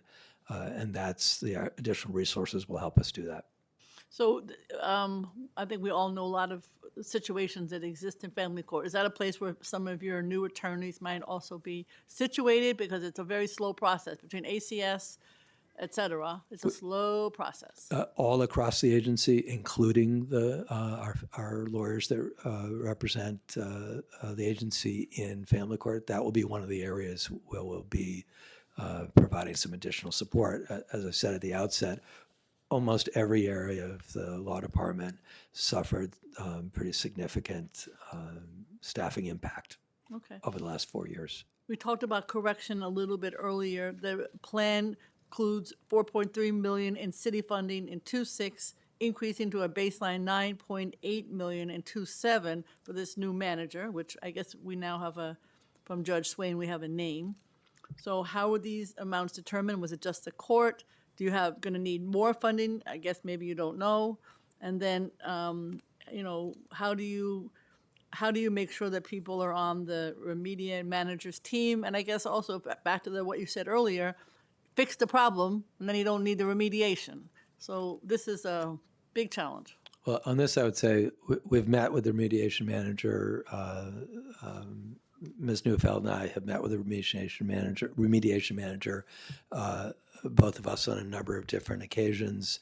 I think that we've met with the remediation manager along with Commissioner, the new DSC commissioner, who we both know for many years. Stanley Richards. And I think that this is a good moment to make some progress. And the remediation manager sees his role as helping us get to a place where the agency can operate without a remediation manager. That is a good start. In terms of setting the level of the funding, it was based upon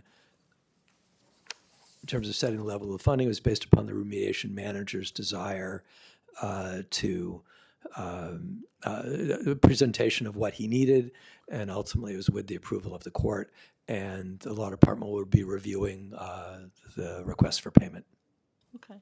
I know in terms of new needs, just so we're clear, obviously more attorneys and more support staff. Is that the list that you want us to come away with, of course? Are there any other new needs if you had your druthers that you would like to have at the law department? Obviously, funding is always the issue. Having 200 lawyers and 100 support professionals is just a really, really important step forward to help rebuild the staff from the staffing cuts. And we'll be working with OMB in terms of addressing any needs we have, but also our role in the overall city efforts to save dollars. So we're going to be good partners. Okay. And the state budget, obviously there's a preliminary governor's budget, there's a couple of one-house budgets, et cetera. Did you see anything in those that would positively or negatively have any impact on what you're doing? Obviously there's policy in there, there's budget in there, et cetera. On the state level. I think the state budget process is still underway. You and I have both learned from being involved in it over many years that it's not ended till it's ended. Okay, because I know we'd love to see some of the money that comes here. And then we heard a little bit about the federal issues. I am very supportive of what you've been doing, be it Head Start, food stamps, the list is endless. And so I am very supportive of any efforts you can make for us New Yorkers on the federal level in terms of litigation. Thank you. But have you done, I mean, you don't know what's next, what's the next shoe to drop in terms of issues, but do you have any sense of what guidelines, you talked about it a little bit, may impact the city? And are there any budget that have been modified in response to changes in federal guidelines? Again, we don't know what's coming next. Yeah, I think, you've answered your own question in a certain regard because we have to be ready. And I've learned in years of as a litigator not to predict what's coming next, but just to be ready for everything. Okay. Anything else? You have anything else? No? Okay. Thank you very much, and we look forward to working with you. Thank you very much. Appreciate everyone's time today.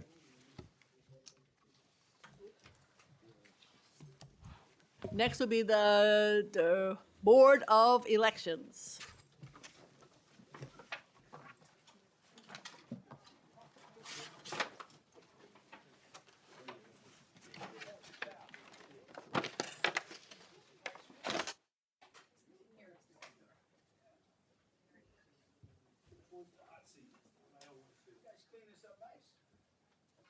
You look pretty good yourself. You may need a new prescription then, Gail. That Island guy. Exactly. That Island guy. Exactly. You'll be right there, sir. Right around, yep, under the clock. Yep, that one. No, no, the one next. I got to sit next to him. Yeah, you got to sit next to Cindy. Okay. All Staten Island. Yes, I'm glad too. T. How are you? Who's- Thank you.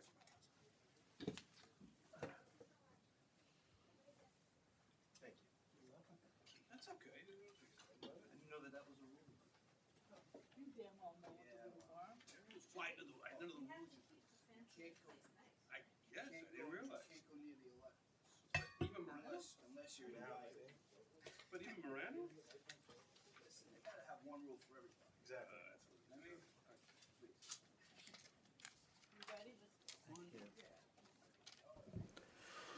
The Board of Elections fiscal 27 preliminary budget totals 146.9 million, which is the same as its budget in the fiscal 26 adopted budget, according to my notes.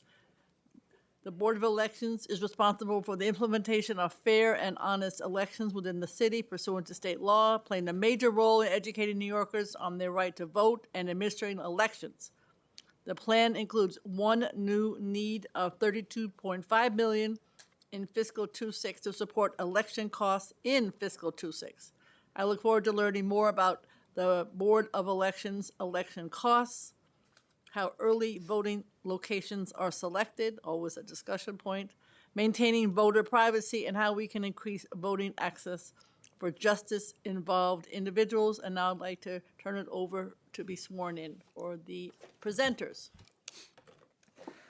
We will now hear testimony from the Board of Elections. Before we begin, I will administer the affirmation. Panelists, please raise your right hand. Do you affirm to tell the truth, the whole truth, and nothing but the truth before this committee, and to respond honestly to council member questions? I do, yes. Okay. You may begin when ready. Thank you. Good afternoon, Chair Brewer and Councilman Morano. My name is Michael Ryan. I'm the Executive Director of the Board of Elections, and joining me today is the board's Deputy Executive Director, Vincent Ignazio, who is well known to this body as well. We have prepared testimony. We've submitted the written testimony. We're prepared to rely on the written submission if that sits well with with Madam Chair, and move on to any questions that the committee members may have. I think you should go ahead and read your testimony. That's fine, so the public knows what you're saying. Yep. Okay, so we'll review the 2026 fiscal year, which we always do in our budget testimony. We want to thank the mayor's office and the city council for providing the necessary support to the board for fiscal year 2026. That funding met the constitutional and statutory mandates, as well as the needs of the voters of the city of New York. I extend a special thank you for addressing the board's funding needs during these very difficult times. In FY 2026, the board conducted several election events, including the mayoral general election conducted on November 4th, 2025, special elections for the State Senate District 47, New York State Assembly Districts 36 and 74, conducted on February 3rd, 2026. We will conduct another special election for the 3rd Council District on April 28th, 2026, and the June primary for federal and state offices. Each of these election events includes 9 days of early voting. The board successfully maintained 156 voting sites across all 5 boroughs under the Make Voting Easy Act, ensuring accessible voting for all contests. In fiscal year 2026, the board managed multiple election events with significant turnout across the general election and primary and special elections, and total operating expenses estimated at $263 million, which would include personal services of $126 million and other than personal services of $137 million. Poll workers and related seasonal costs represented a major factor, followed by leases, services, printing, and transportation. Voter outreach generated substantial impressions throughout various media channels and operations maintained at the 156 early voting sites with minimal equipment issues. The board complies with the New York State election law requirements for mail ballot canvassing, requiring extended public access prior to Election Day, the statewide online mail ballot application and tracking portal, online voter registration, and automatic voter registration initiatives. Such compliance has ongoing effects on or ongoing budget and fiscal implications. The board works closely with the Office of Management and Budget to manage these mandates and finalize funding for all elections. In addition, the board works very closely with the New York State Attorney General to ensure full compliance with the New York State Voter Rights Act, which is also known as the John Lewis Voter Rights Act. Moving on to fiscal year 2027, again, the board expresses its gratitude to the city administration and city council for partnering with the board. For fiscal year 2027, the board projects potentially a budget of $280 million to meet the demands of major statewide election cycle, addressing critical infrastructure upgrades. The board is requesting $130 million to be allocated to personal services and $150 million to be allocated to OTPS, including one-time capital investments. In FY 2027, the board will conduct 2 major election events: the November 3rd, 2026 general election for governor and lieutenant governor and other statewide congressional offices, and a primary election on June 22nd, 2027. Each event includes 9 days of early voting. Conducting early voting for a continuous 9-day period has fundamentally altered the board's approach to elections, transitioning from single-day events to 10-day operations over approximately 2 weeks. Maintaining the 156 early voting sites necessitates additional funding for equipment, office space, staff, training, leasing, poll site costs, and public education to meet increasing demands from statewide contests and citywide contests. The budget also includes essential upgrades and enhancements to ensure reliable, secure, and accessible elections. Replacement of 2,287 ballot marking devices and potentially upwards of 700 more at an estimated $8,000 per unit, and additional ancillary equipment totaling approximately $30 million. This addresses end-of-life concerns, memory limitations, and compatibility issues in the current fleet, ensuring full accessibility for voters with disabilities and compliance with the Help America Vote Act requirements, and supporting high turnout in statewide elections. It must be clearly noted that replacement of the BMD's devices compatible with the board's current voting machines have not been certified by the New York State Board of Elections, and the board is not permitted to use any BMDs unless the New York State Board of Elections completes its certification process. Accordingly, the board is providing this information to advise that we have been informed that the certification process is underway and anticipated to be completed at the end of fiscal year 2026. Upon certification, the board intends to submit replacement costs as a new need during fiscal year 2027. Further, with respect to technology issues, to ensure compatibility with Windows 11 and continued enhancement of cybersecurity, all computers utilized by the board, and I believe other city agencies as well, must be replaced. The cost for such replacement is estimated at up to $8 million. This includes workstations, administrative systems, and to prevent vulnerabilities, support modern voter registration / absentee portals, and maintain secure operations.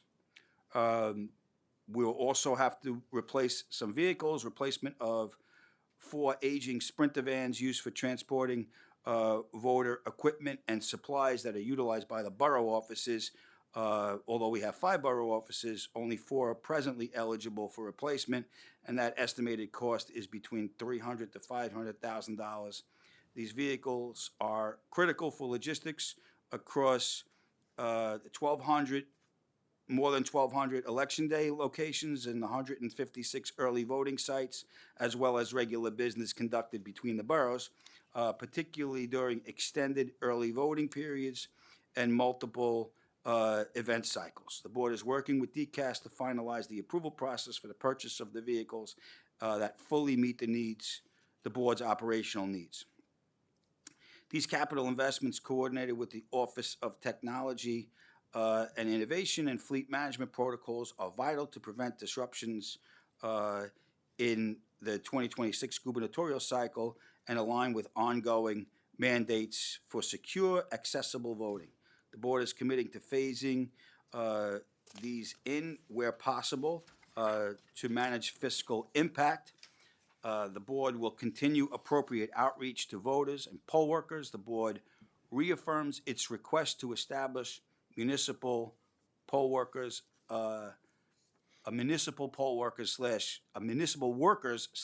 poll workers program. Ongoing voter education remains essential. The board will implement media campaigns in partnership with groups like the Campaign Finance Board for message consistency and board coverage, building on successful outreach in prior elections cycles. Excuse me, I just need a little water. Expanded early voting heightens cybersecurity needs. The board maintains ongoing monitoring and a strong relationship with OTI. The New York State Board of Elections directs enhanced requirements necessitating additional staffing. The board must implement an internal cybersecurity task force with added staff, including potential tier grant support. And OTI, when it was in its prior iteration as NYCC, provided the contractual mechanism that allows the board to have external 365 by 24 by 7 by 24 monitoring of all of our systems and servers, so that we work at preventing any cybersecurity breaches. The board is committed to working closely with its government partners and interested parties to effectively serve the voters of the city of New York. Any resources will be used responsibly to meet the needs of the voting public. The board remains sensitive to the fiscal challenges of New York City and mindful of its obligations. The board is committed to the partnership with the administration and the council. The board is confident that additional funding requests, including essential upgrades, will enhance our ability to serve the voters. The board reaffirms its commitment that allocated resources will be used wisely, and the public trust will continue to be a guidepost. And now myself and Mr. Ignizio will be happy to answer any questions that the committee may have. Thank you. I'll ask some. I'm sure my colleague from Staten Island will have some for you also.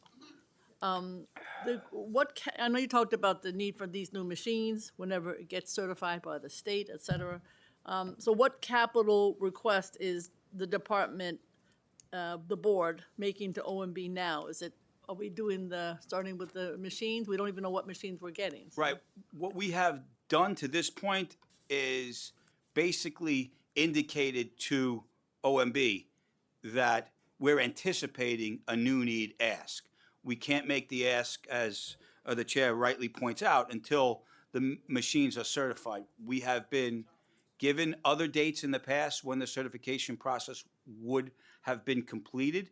Those dates were not met, but we have received assurances that it is on a better path now and that they're expecting to certify by the end of the year. Keep in mind that that's not just within the ambit of the State Board of Elections. It requires cooperation from the vendor, and the vendor must meet its mile markers as well, because all of these technological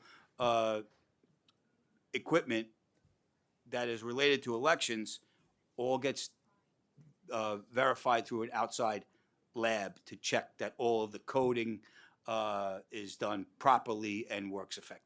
And Mike, if I could add, Madam Chair, and to the committee, there is an international RAM shortage across the globe right now due to the AI technology, and it's sucking up all the excess RAM that's going on across in the world. So the company itself would need to ramp up in order to meet the needs of a large order that we would place here for New York City. So what we're trying to do is encourage our friends at the State Board of Election to work with us such that we have the runway sufficient to have them ready, have them in place by a 2028 year. So that's the goal. Because we're New York City, because we're so large, we need a lot longer runway than a smaller county upstate would, and we're hopeful to be able to provide these BMDs to our accessible community. And do the upstate folks have the same BMDs? They have the same? Yeah, they would be. Everybody would be a statewide contract, I assume? Is that how it works? Yeah, they would be approved, and then the counties can buy them at their. And to the extent that they have the same vendor that we have. That's what I'm asking. Right. If they have the same vendor that we have, then they have the same problem. Right. But they're buying 10. But on all due respect to our friends at Oneida and Onondaga County, they're buying far fewer than we are. Okay. And is there any discussion about what kind of machines? There's always a discussion down here. I mean, is it just up to the state? Do they take input from the people who are going to be using them down here? They do the There's always certification. a lot of drama about the machines that are purchased. They do the certifications, and we require machines that would actually speak to our machines as well. to your needs. Not ones that just. So we are required to purchase those that have been certified by the State Board of Elections. Okay. And Madam Chair, Haven't been through this before. right. This is going to be about a roughly a $30 million expenditure. Okay. And that's only for the BMDs. Right, I understand. And that would be leaving our current voting machines in place. Right. So to give that,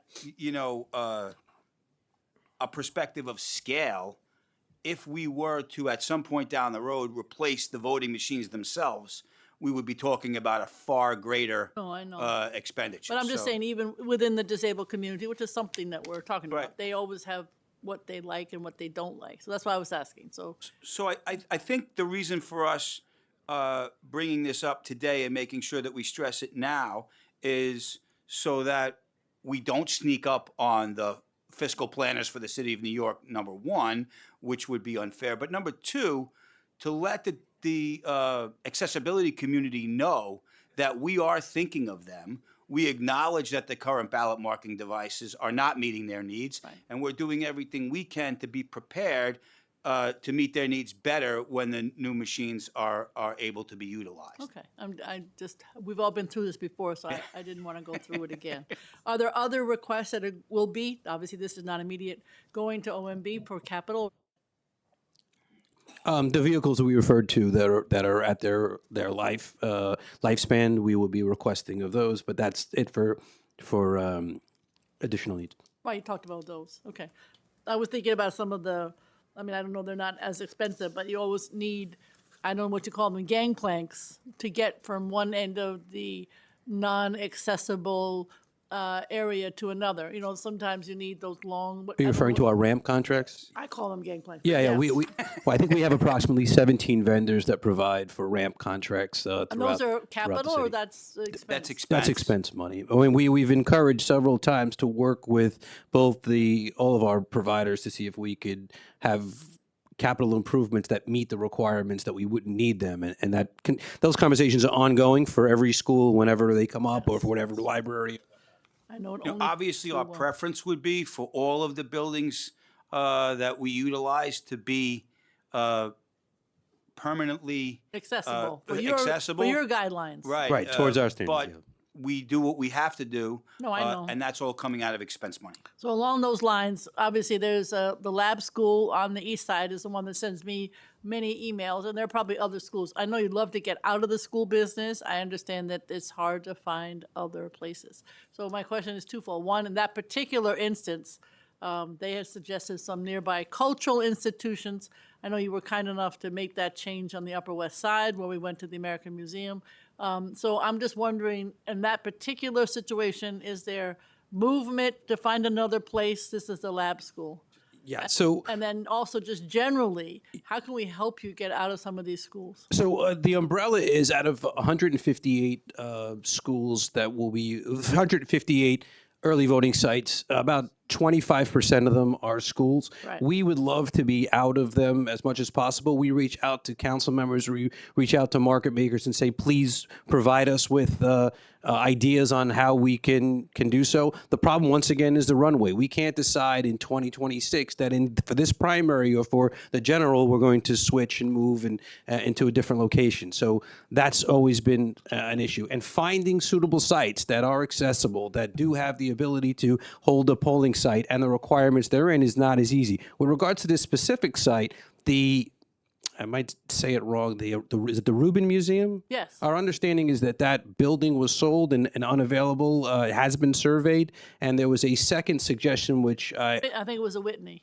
which I don't know much about the Whitney, and/or we have, but we have, I work very closely with the Deputy Chancellor Kevin Moran, as does Mike, and we have a great relationship to try to accommodate. But we would like to be clear. We would like to be out of schools as well. We just need a suitable alternative to do so. So we'll review the Whitney Museum and have our. There's suggestions. I mean, after 400 or 500 emails, I'd love to work with you to try to find something else because Happy to. they come in every day. Happy to. And Madam Chair, quite frankly, you have worked with us in your former capacity as the borough president as well, and we appreciate that because we really do believe that the elected officials, in practical reality, are and should be the eyes and ears of the community. And to the extent that there's information that we're missing or a potential blind spot, we're happy for that to be pointed out to us and work to make any necessary corrections. I know my friend Dan Slippin is going to want to shout out right now, so thank you to the Met for being a very good neighbor with regards to moving the site for that. Definitely deserves it. I yield to my counterpart from Staten Island. Thank you, Madam Chair. It's always a treat to see two Staten Islanders at that table, and a special treat when one of them is not only a former member of this body, but a former representative of the 51st Council District. And the best man at your wedding, let me remind you. Naturally. Oh, hey, I didn't want to out you. According to the mayor's preliminary budget report, complaints about and management report, complaints about poll workers dropped from 551 in fiscal year 2023 to just 90 in fiscal year 2025, which is obviously a pretty dramatic improvement. What changes did the board actually implement in either training, management, or whatever else that led to that reduction? Let me point out that I was hired in 2022. Well, apparently it was all related to Mr. Ignazio's arrival. But truthfully, we our recruiting program that we've implemented which of course we're utilizing social media and all the other tools that are available, has been a very has been more robust than it had been in the past, and to keep the public kind of misperception that the Board of Elections is this, only political things happen at the Board of Elections. The number of percentage of poll workers that come directly from political parties has been dropping steadily from That's a good thing. I'm sorry. during my 13 years, through no specific effort other than the fact that it's just dropping steadily. And I think we're under 25% of the poll workers come directly from the political parties, and 75% come from interested citizens who go on to electiondayworker.com and want to sign up to help the community. So I think that, taking it away from us taking responsibility for all the great things and flipping it back to the community, I think we do have a lot more community interest in people wanting to serve and taking pride in that service. So yes, our training has improved, all of those things that you would expect that would lead to it, but we also have a lot of public interest, and that's I think the poll workers need to be praised for that. Frank, if I can add, we have a very professional staff. The New York City Board of Elections has the only CIRA certified office of managers in the entire country. So while it's fashionable sometimes to throw shots at it, we're very proud of the management team we've assembled. They are CIRA certified, the only in the state. They are doing a fantastic job, and good management ends up being, you'll see it in the product. And I think many people, including those those that have continually bashed the Board of Elections, have seen a noticeable difference of quality elections that were served to the people of the city of New York over the last several years. So we're proud of it. We're going to continue to build on it. But we have so many people who want to serve. We have more poll worker requests than we do slots for them, because people want to be a part of the civic process, and we welcome it. Since you both mentioned the changes in poll worker recruitment and everything else, again, according to the mayor's preliminary management report, it shows that poll worker attendance on election day has remained above 96%, which is obviously pretty impressive given the size of the system. What strategies has the board used to recruit and retain such a reliable poll worker workplace, given, as you said, the decrease in direct referrals from the political parties? Well, the public's been very generous with their money as well. They're paying poll workers now $250 for the day and $350 for coordinators. So that does attract people as well. People want to be more engaged, and I think every time that there is a major race, a mayoral race, a presidential race, people are more interested in getting involved, and that's been great. And we've had a very good team of folks that have been getting the word out about what's going on at elections, and people just want to get involved. Speaking about the swings in turnout, I'll ask you both this, Mr. Ryan. The mayor's management report shows huge differences in turnout depending on the election cycle, whether we're talking a mayor's race, a presidential race, or a city council race. How does the board scale staffing and logistics to handle those large swings in voter participation? What we have done is we treat every election event, but when I was talking citywide election events, we treat every citywide election event as if there's going to be 100% turnout. So we don't have large fluctuations in terms of, say, the number of poll workers, because the analogy that I use is, if you're going to throw a party and you're going to invite 100 guests, you have to buy all the food for 100 guests, you have to buy all of the paper goods for 100 guests, and if only 10 people show up, you might have a lot of leftovers, but you still were prepared for the 100 people that you invited. And that's what election events are. We have to prepare as if 100% of the voters are going to turn out. Now, that having been said, we recognize that in this order, presidential, followed by gubernatorial, followed by mayor, and then followed by the Queens DA and the Staten Island DA, those are our highest to lowest election events. And that hasn't changed, although the numbers within, some presidential years are more robust than others. But in terms of that order, that pecking order that hasn't changed in the 13 years that I've been here. The chair asked you about early voting, and you mentioned in your testimony that early voting has effectively transformed elections from this single day event into roughly a 10-day operational period.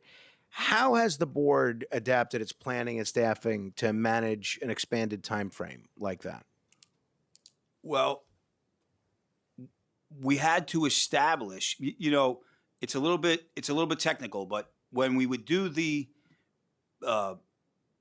canvassing, that used to occur all after Election Day. And we really did think when the state legislature passed that was going to be highly problematic for us if we had to do it ahead of time.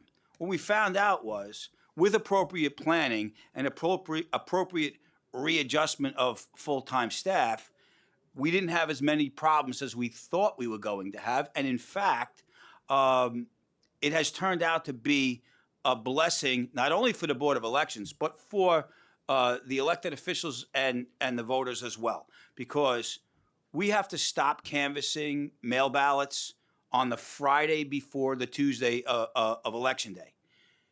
What that means is the overwhelming majority of mail ballots, which we're calling them now instead of absentee ballots, are canvassed and completed before Election Day. Now, we can't publish the results until 9 o'clock on Election Day. But now when you're looking at election results, you're seeing all of the results from Election Day, all of the results from early voting, and the overwhelming majority of mail ballots. So all of that back end rancor that used to happen, how come the Board of Elections can't, count all the ballots, and why is it taking so long? Doesn't happen anymore. Yeah, we should point out we're the fastest also in the state. I'm going to keep being a cheerleader for the New York City Board of Elections. The fastest returns in the entire New York State is New York City Board of Elections by roughly 9:30-ish, and you have over 80-90% in, and that's because of effective work by great people. There are people watching right now, I'm sure, at their desk at the board, and we want to thank them. When it was 100-degree weather during the primary, people showed up and were there. When it was a blizzard, people showed up. So these are our neighbors. They're not, they don't come from Mars. They're our poll workers, our staff members do an excellent job and continue to, and I just wanted, the one message I want them to hear, Mike and I say, is that we honor them for their service. And Councilman, I know you want to get on to the next thing, but I also want to extend another thank you to the City Council because when we made that presentation, I think it was back in 2019, 2018, whatever it was, we made the presentation to the City Council that we needed laptops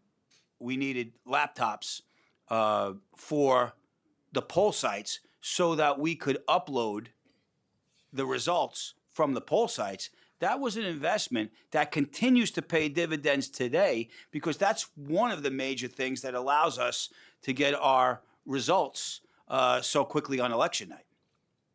Let me take advantage, if I may, Madam Chair, of the fact that we're all Staten Islanders. We heard a lot during the recent snowstorm when the mayor was explaining the difficulties of plowing Staten Island, about the unique topography of Staten Island and the unique difficulty of catering to a borough like that. Are there any operational challenges unique to boroughs like Staten Island, whether it's related to geography, site availability, staffing, that the board has had to address in recent election cycles? Well, let's stick with Staten Island just for a second, and we'll get to other areas in the city. One of the problems that Staten Island has is because of its unique character, not necessarily topography, we don't have the plethora of government-owned buildings, say, that some other boroughs might have in a concentration. So we have what we call inside the board as deserts within Staten Island, where we don't have real options. We only have one option. This is the place. It's the only place that's available. It's the place we have to use. So when you hear some complaints about some locations in Staten Island, we won't name them, that's one of the reasons. In terms of topography, one of the most difficult places in terms of topography is Washington Heights. We had moved We had moved a poll site literally 1 block in Washington Heights. And this was a number of years ago, and got a crazy number of I complaints. remember. And we went to the place to visit it, and we brought one of the experts with us, and he said to me a term that I had never heard before. He called it a hand burner, meaning that the block was so steep that if somebody was a manual wheelchair user, they would not be able to stop the wheelchair with their bare hands. And that was not a term of art. It was a term within that accessibility evaluation. So of course, challenges occur when we learned a lesson from that. You can't look at a map, a flat piece of paper, and necessarily come to the best conclusion. You really have to evaluate these matters specific to the locations that you're dealing with. And that's why we dovetail to council members, chairs. If you have issues with regards to an early voting locations, please let us know, because we know you are the experts in your districts. So please evaluate, send us sites you want us to survey and look into. They won't always work, and sometimes they don't even want you there or us there. So, but we're happy to work with any and all who want us to look at different sites. And one of the things that led to the expansion, A, the establishment of, and then B, the expansion of the number of ramp vendors that we use, was an acknowledgement that temporarily retrofitting a location is often the better alternative than moving the poll site somewhere else. And that was an evaluation that we made. We get much, much less complaints about poll sites and poll site relocations, although they still do happen, but not nearly with the frequency that they used to happen years ago. Lastly, Madam Chair, I think between the four of us, the two of you and the two of us, we've collectively run in 21 elections, most of those the chair. But the point is, you guys know your way around that aspect of the electoral arena as well, and you know how much skepticism there is among the public about election integrity and voter integrity.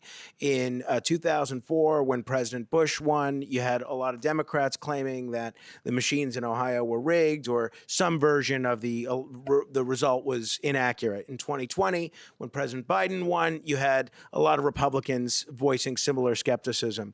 So with that, public confidence in elections is pretty critical to democracy. Can you walk us through the safeguards that the New York City Board of Elections has in place to ensure that the ballots are secure, voter rolls are accurate, and that every vote cast in New York City is counted properly? So, New York State election law has probably one of the most stringent bodies of law in the country with respect to maintaining ballot integrity.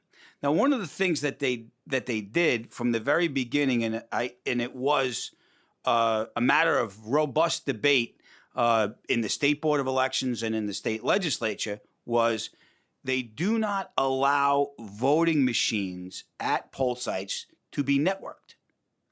There is the potential to have an air card within those voting machines that would allow the results to be transmitted that way.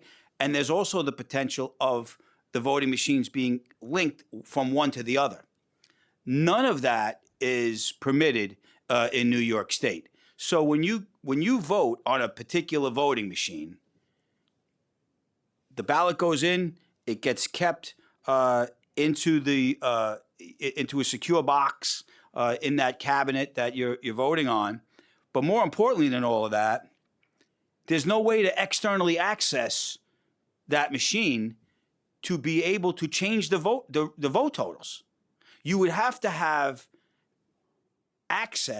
physical access to that voting machine, which would mean if you were going to change vote totals in any great way, people would have to go into the 1,200 poll sites on Election Day, somehow remain invisible and undetected, and then be able to physically access the ports on the back of the machine to change the vote totals. And then somehow change those vote totals on the paper too, so that when we detected that there was a problem, the recount of the paper would match the electronic totals. It is a virtual extreme impossibility. And it's also with use of with our partner agencies, the NYPD, which doesn't happen everywhere. A chain of custody of ballots with the NYPD as well. And it's important to note that when we do either sense or believe that there is any type of election interference, we have made several referrals to both the federal, city, and state agencies for prosecution. And we see that typically, with either the absentee process or the voter registration process, not with the election day process. And then post-election, which I neglected to mention, there is a audit process that is required by state election law.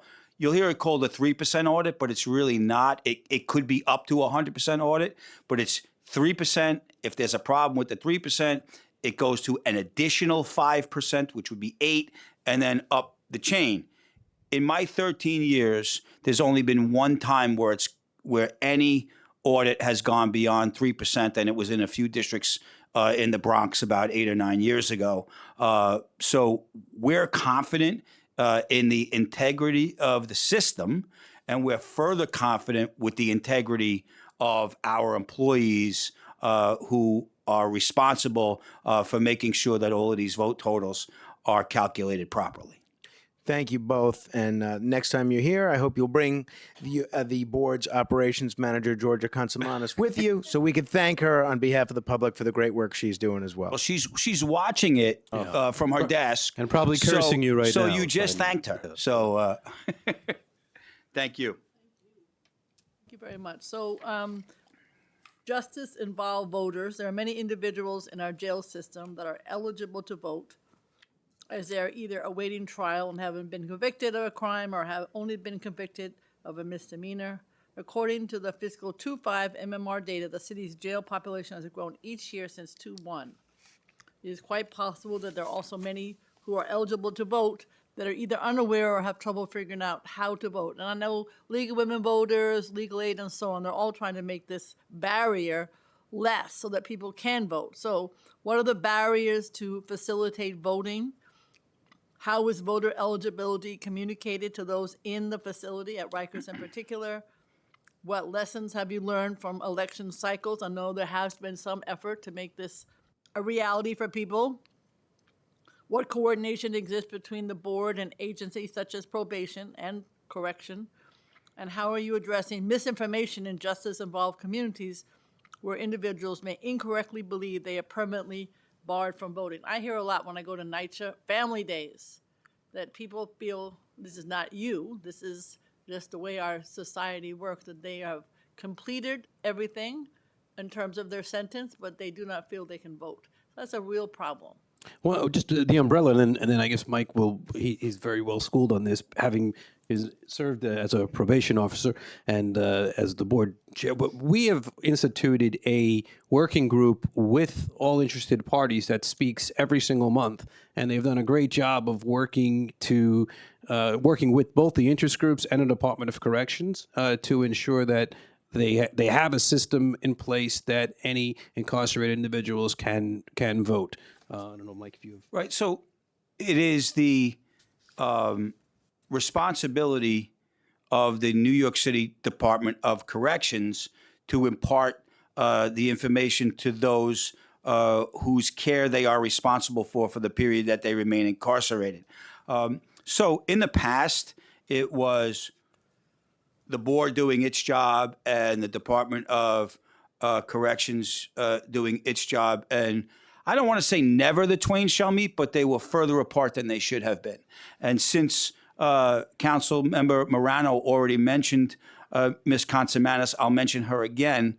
Our operations manager really took the bull by the horns and insinuated the board into the process more than we had been in the past. And one of the things that we did, which I think has really helped of the Department of Corrections is we have now an internal process where all of the documentation that needs to be turned over to the Department of Corrections with respect to voting eligible incarcerated individuals are now transmitted internally to the Queen's office. And it's kind of a one-stop shopping for the Department of Corrections. They get all the information that they need, and all of the exchange of documents is handled out of the Queen's office so that we can better maintain control over it. But also, the Department of Corrections doesn't have a tremendous amount of staff that's dedicated to this process, and they used to go from borough office to borough office. So instead of them circling all around the city, we work with them. We justify the numbers every month to make sure that we're not missing anything or nothing's fallen through the cracks. And from what I understand has been reported to me, although I'm not as maybe well-versed, I'm certainly not as well-versed in it as Ms. Consomanis, but that the Legal Aid Society, who works closely in this process, has been largely complimentary of the board's efforts and our assistance to the Department of Corrections in making this process work better. No, I think it's improving. I know that there are many, I don't know, something like almost maybe 500 people, but there were thousands registered. So it's hard. I'm not going to say it's easy, but is there a portion of the budget that is allocated toward this effort in terms of marketing, in terms of staffing, or is it just? Well, so we don't have direct access to the individuals that are incarcerated, but we provide the Department of Corrections all of the information that they need, and as it's updated, as its updates are required, we update. And I don't believe it's a budgetary issue. We could supply them with whatever they need. They have sufficient budget as well. I think this is some people don't engage as well. Like just because you're registered and you're there doesn't mean you want to partake in the system any more than anybody in Staten Island or Manhattan or whatever does. So, but we're committed to working and continue on a monthly basis. If people can build a better mousetrap, we're happy to be a partner in that to the extent we can. So a couple of things in terms of the budget as well. We have over 5 million registered voters in the city of New York when you add inactive and active voters. 5.3. Yeah. So if we're talking about 500 to 1,000 individuals from the Department of Corrections, it really is a drop in the bucket in terms of our voter processing budget. So it's not going to be a funding issue. One of the challenges, I think, in fairness to the Department of Corrections, is that they're dealing with a transient population, and they might touch an individual with respect to voting information, and then that individual either makes bail or has their case resolved and gets out, or has their case resolved and moves on to the State Department of Division of Corrections. So, now ballot expires. Yeah, and it's a little bit of a moving target for them as well. But we certainly want to be and should be and want to be as helpful in that process as we can, because our job is to service all of the voters of the city of New York, or eligible voters of the city of New York. Okay, so what happens, just once you, say for instance, you do get registered, you're there for a series, and Legal Women Voters is there often, and so is Legal Aid. They're both trying. And so once you are registered, I guess there's some, it's a pretty major election coming up in November, and there's some primaries. So if you're there, then the ballot would be filled out there and then brought back to Queens. Is that the idea? Is that Yes. how you would address Right. And before, I think the big change was there was no tracking in place for that I would say unified tracking between the Department of Corrections and the board over how many are dropped off and how many are processed back. It used to be that the Department of Corrections would drop off what they dropped off, we'd process what we processed, and nobody was comparing numbers. That's now happening on a monthly basis to make sure that we prevent as many as we possibly and humanly can from falling through the cracks. Okay, you want to say? No, I was just it's not an ignored population. It's one that we're working on, and quite frankly, the benefit of having tracking throughout has been a benefit to everybody in the city because we're able to see where your ballot is, where it is along the process when it's mailed, and working with the post office, we can see what's coming back. So it's been it's been a good endeavor to have that tracking system throughout. Okay. And also, we compare numbers like you should, kind of like little mini audits every month with the Department of Corrections and the Board of Elections. And then we're on the same page when those numbers are shared with the Legal Aid Society. So we think that that's also contributing to more faith in the system on the part of the Legal Aid Society because they're not getting one set of numbers from the Department of Corrections and an apparently different set of numbers from the board. Okay, so the tracking is working. Regarding voter privacy, related to Local Law 31 F25, voter privacy and awareness obviously are necessary. You know that as well as I do. How many voters currently utilize confidential voter registration status under Election Law 5-110, and what is the average processing time for these requests? It's about 150, I would say, citywide. 150. Yeah, and it's within 24 to 48 hours it's processed. We had a scenario that existed not too long ago where it was processed within 8 hours. Okay. We recognize the delicate nature of the request and how sometimes the impact on it is immediate. So we do not take a back seat to something so serious. So how do you tell voters about this available protection? You know, obviously I passed a bill recently for the domestic violence.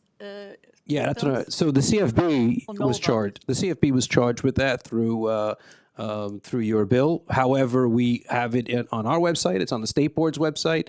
It's available for people. I believe we have a flyer on it as well. But we encourage people to, should they require or need that protection, to avail themselves of it, because we will process it right away. It's a very serious, very significant issue that we are happy to ensure the proper adjudication of.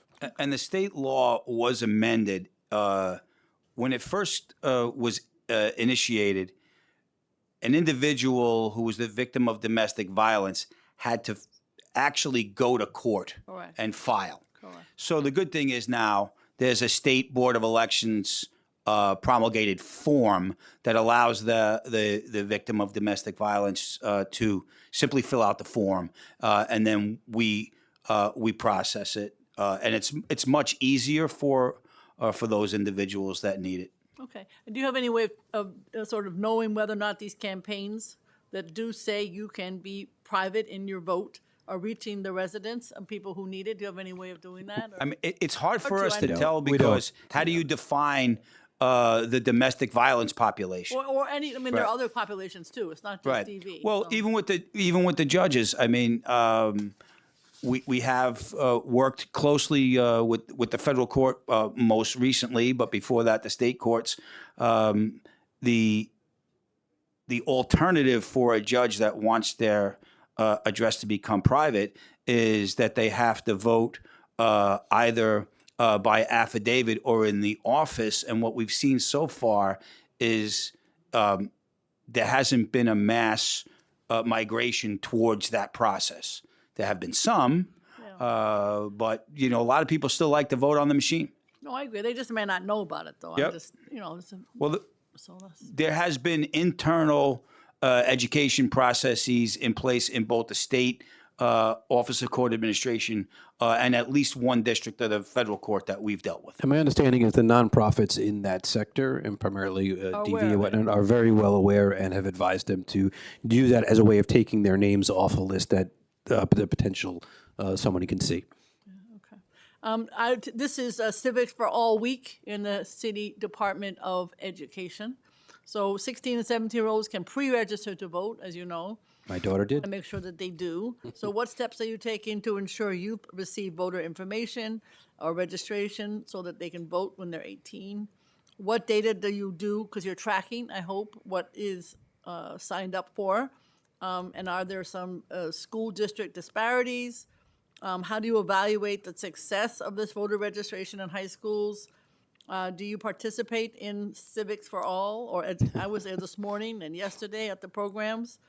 And if legislation lowering the age This is my issue. I know you don't like it.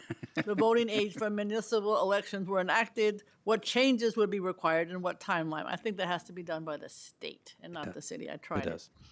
So my question is really, how do we get the 16 and 17-year-old in the high schools to pre-register? And how are you tracking it? So we cooperate with the Department of Education. When this was first brought up, I could tell you when there was an expansion of Local Law 29 and an executive order that was related to that. It was Executive Order number 1 in the de Blasio administration. The board, quite frankly, resisted being the police for city agencies. And our position at the time, and remains so to some extent, is that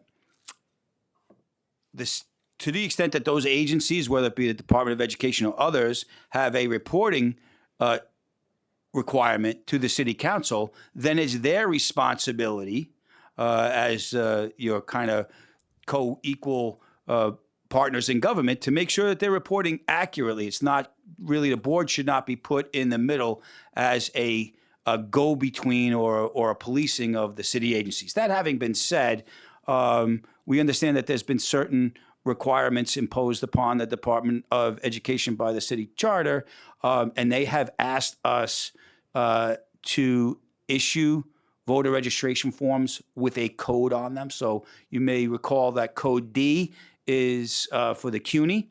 We're now going to do a code S, which is starting with the printing of the new voter registration forms for this year, a code S for the schools, so that they can more accurately track the processed, from their end, the processed voter registration forms. From our end, those forms come in like every other form, and we process them the same way that we process all of the other voter registration forms. With respect to the ages, 16s and 17-year-olds, it is built into the system that those individuals get put into the system as future voters.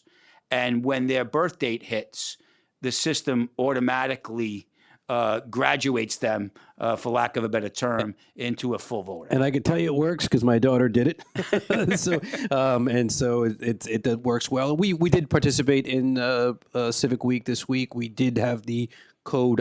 Was it 8 or S? Was it S? S? Okay. S, yeah, We did have it active, and there was city council legislation on this as well that was passed last year. So we work fully with our friends at the Department of Ed, and do visit upon request as well. Okay, I mean, with all due respect for DOE, they have lots of issues to address, and I just want to make sure that this is one of them. So I think it has to be all hands on deck in order to get these young people registered. I mean, you have a receptive audience. If they register at this early age and then they're automatically registered to vote, that's huge. Yeah, my daughter did it when she got her driver's permit. Learner's permit, yeah. But that's your daughter. Yeah. Well, I'm just not everybody else. I'm just saying. So I'm just, having known thousands and thousands of high school students, it would be fabulous to get them registered. And this is one way to do it. So I'm just saying I think we should put more effort into it. I understand DOE is supposed to be doing that. They're supposed to be doing the outreach. But I think also you all should be doing the same thing. The other thing, though, that I think we have to give some thought on, and I recognize that this is not a fully incomplete thought to a resolution of the problem. You hand a kid today a pen and a piece of paper, they look at you like you're crazy. We have to migrate this process to the online voter registration. What are you doing about that? Process. Well, the Department of Education asks us for like 100,000 pieces of paper. One of the feedbacks that we've gotten from not only the Department of Education but other entities that do voter registration drives is there is no process in place for them to track if it goes into the electronic system, and that the paper allows more accurate tracking.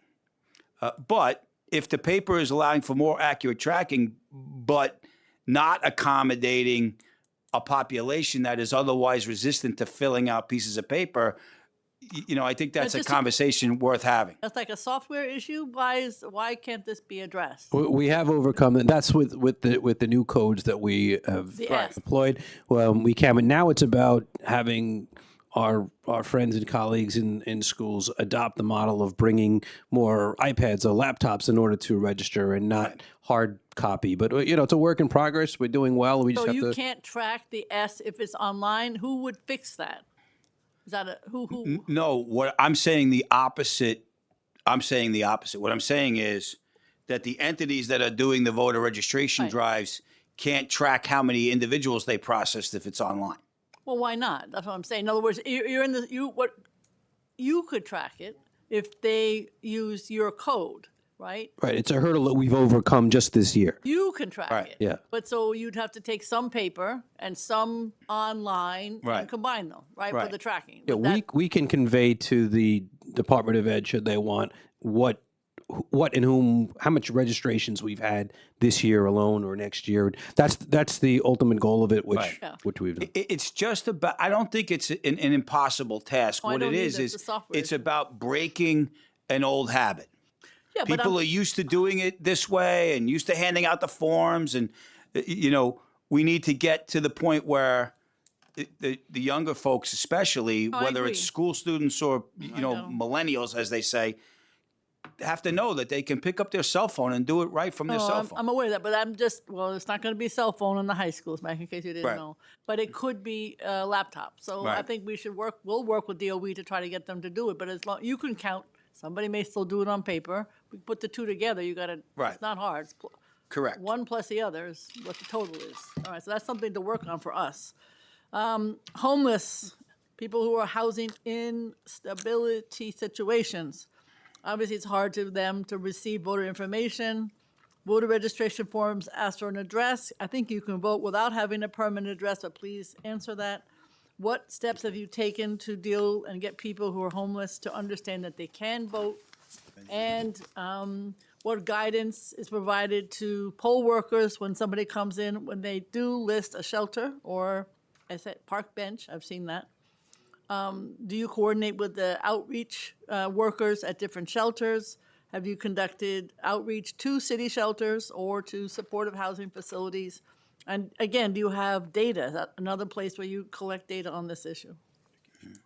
Yeah, so the education part of that is we work with the Campaign Finance Board because that falls into their responsibility, and we provide them with updated information to make sure that, Madam Chair may remember a few years back when there was some misinformation that was promulgated with respect to who was eligible to vote if they were a convicted felon, and we worked with the Campaign Finance Board to make sure that they had the correct and updated information to avoid that from happening again in the future.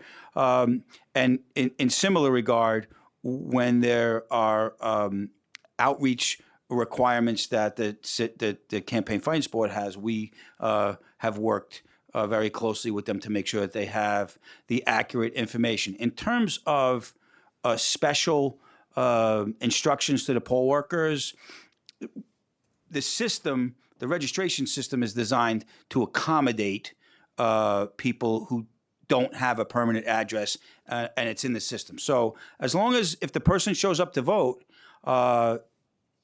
there's nothing that really needs to be done on the part of the poll worker. They show up to vote, they give them their name, it comes up on the iPad, they sign their signature, and move on. Right. But in terms of there's no tracking for those who are in shelters or in, I would just call it temporary housing. There's no tracking for that. There's not. No, and again, similar to the incarcerated population, that is also a very transient population within the city of New York. So I honestly can't see how we could implement an effective tracking system that involves individuals who may be on the move on a regular basis.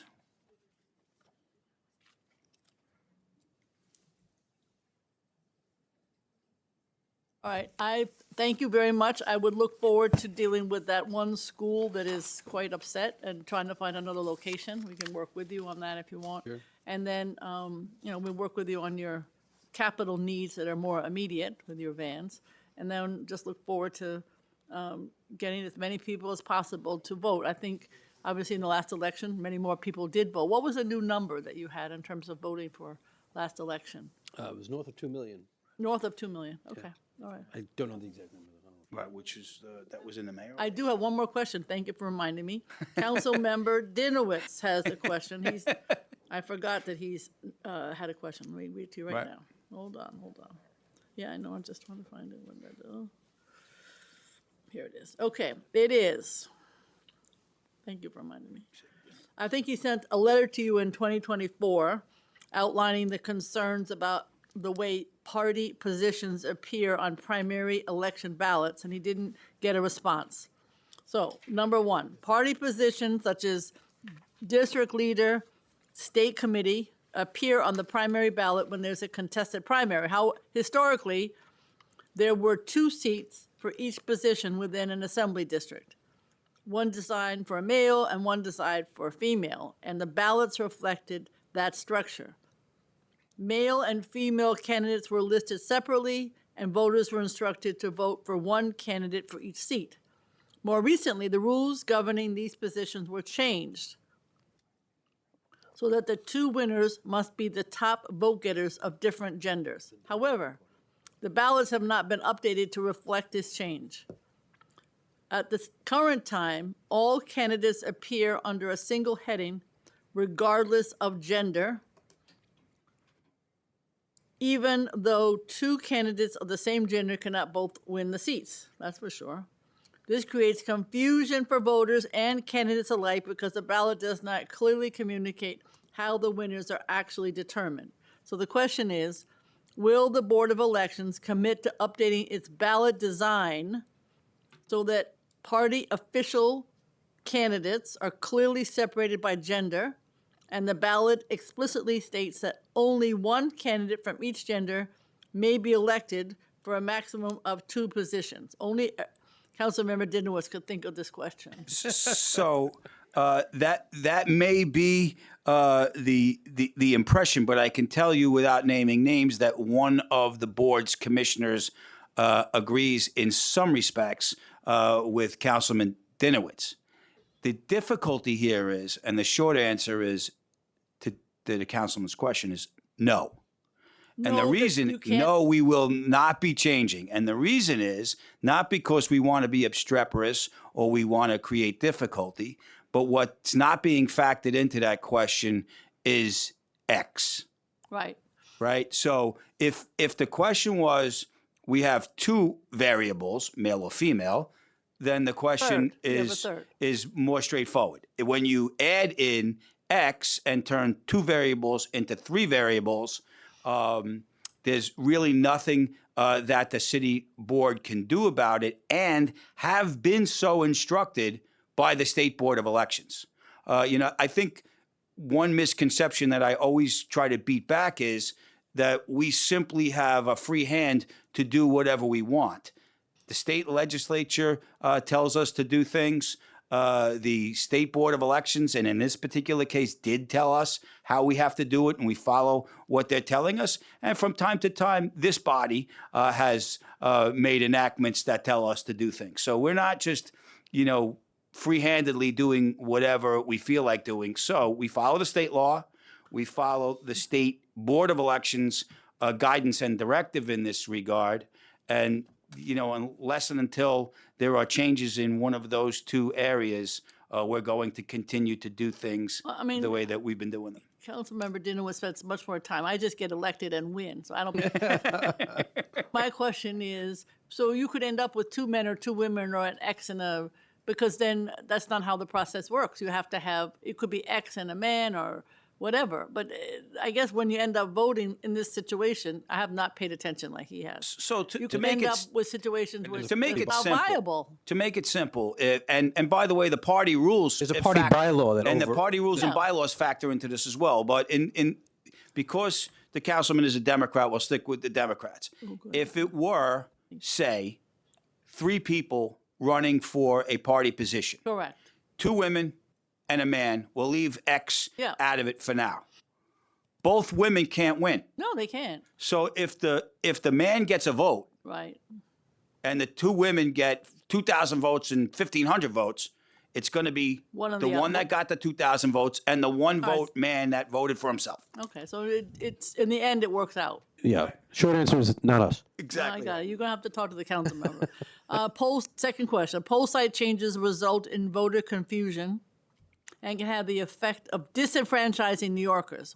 While the Board of Elections may send out notifications of polling sites, voters who are voting at a different site may require a separate, explicit notice that their poll site has changed. Question: will the Board of Elections commit to sending out an additional notification to those voters whose poll site has changed, We do. or explicitly highlight that there's a change in voting sites? We do send out when there's an alteration. And to be clear, all of our poll site alterations at this stage have to be run through the Attorney General's office under the John Lewis Voter Rights Act as well. Right. And if the change occurred prior to the annual information notice going out, probably for the last, well, Val Vasquez was still there, so I want to say it was 2014, 2015, we reworked the information notice, and there's a banner on the information notice. If your poll site's changed, it tells you right on the outside of the information notice that your poll site has changed. Okay. He might be talking about it if it's the last minute. I don't know, but Well, again, those poll site change notices are auto-generated when we make the change. So everyone who has their poll site changed gets a poll site change notice that's auto-generated by the system. poll it still site has to be in the approved. mail. Talk about it in the mail. Right. Yeah. Yes. So how many people do not open their mail? I'm just saying it's amazing. They don't. There is a certain level of personal responsibility with that, but it also goes through the Attorney General's office for as well. So Okay. Right. And so, to Mr. Ignizio's point, under the John Lewis Voter Rights Act, the Board of Elections has lost. Maybe I don't want to say it that way, but we don't have as much autonomy as we used to have in terms of poll site moves, and we have to go through a pretty rigorous process and make the submission to the Attorney General's office. We've worked very closely with them, and we have it down to a pretty good science right now. But we can't move a poll site without the approval of the Attorney General's office, unless, of course, it's a very last minute thing, like there's a gas leak in a poll site and we have no other choice. Okay. How do you use social media to tell people about these things, about anything? we robustly use Twitter or X, whatever you call it these days. We use it very frequently. In fact, we've received a lot of accolades over the past several years for informing people on voter hours. We do it every single day that there's voting is open. In the preamble to an election, we let people know, and we send messages throughout periodically. You're not allowed to use TikTok, right? Or are you allowed to use TikTok? In accordance with the city regulations. I think the state has the same regulations. They were advising against it. I don't know where we are today, but that was as of No, you're several. right, but it's crazy because that's where everybody's paying attention. So But we do a lot of push notifications throughout the various platforms. okay, TikTok is where they want to go. I can't help you. Is that where they want to go? Yeah, people want to go there. All my staff, TikTok. They Should don't- should I not admit for the purposes of this hearing that I've never been on TikTok? You should admit that. That's a factor of age. Yeah, I'm on all the time. I love TikTok. Do we have a plan for ICE? God forbid they show up at a polling place. Do In other words, people are nervous about ICE, and obviously, I don't know who they'd be looking for because.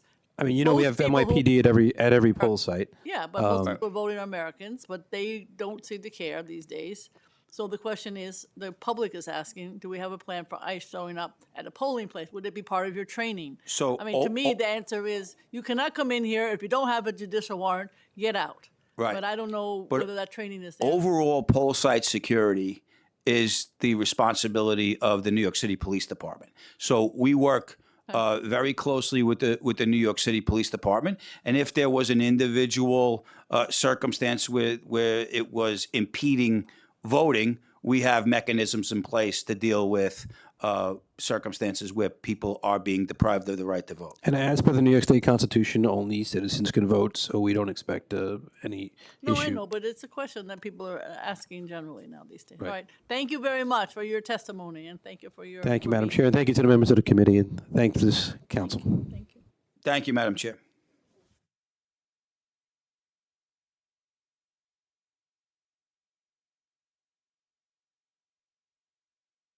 I think we'll hear from Oath next. Yes?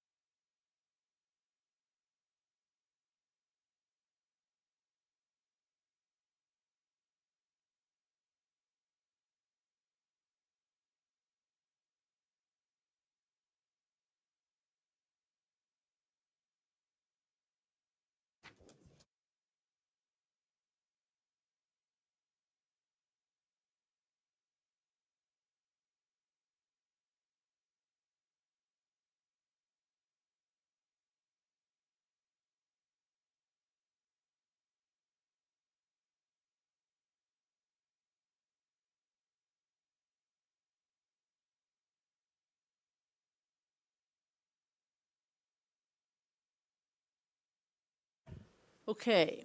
Oath's fiscal 27 preliminary budget totals 80.1 million, which is 851,725 less than fiscal 26 adopted budget. As we know, Oath is the city's central independent administrative law court comprised of the trials, hearings, and more recently, special education hearings division. The preliminary plan includes no new needs and very minor adjustments to Oath's budget. I look forward to learning more today about the role in the collection of fines, staffing, practices for ALJs, administrative law judges, of which I know many, and hearing officers, and how the agency will respond to the mayor's savings mandate, especially given the agency has just 2% vacancy rate. So now we'll swear you in. Thank you. All right. We will now hear testimony from Oath. Before we begin, I will administer the affirmation. Panelists, please raise your right hands. Do you affirm to tell the truth, the whole truth, and nothing but the truth before this committee, and to respond honestly to council member questions? All right, you may begin when ready. Thank you so much. Good afternoon, Chair Brewer.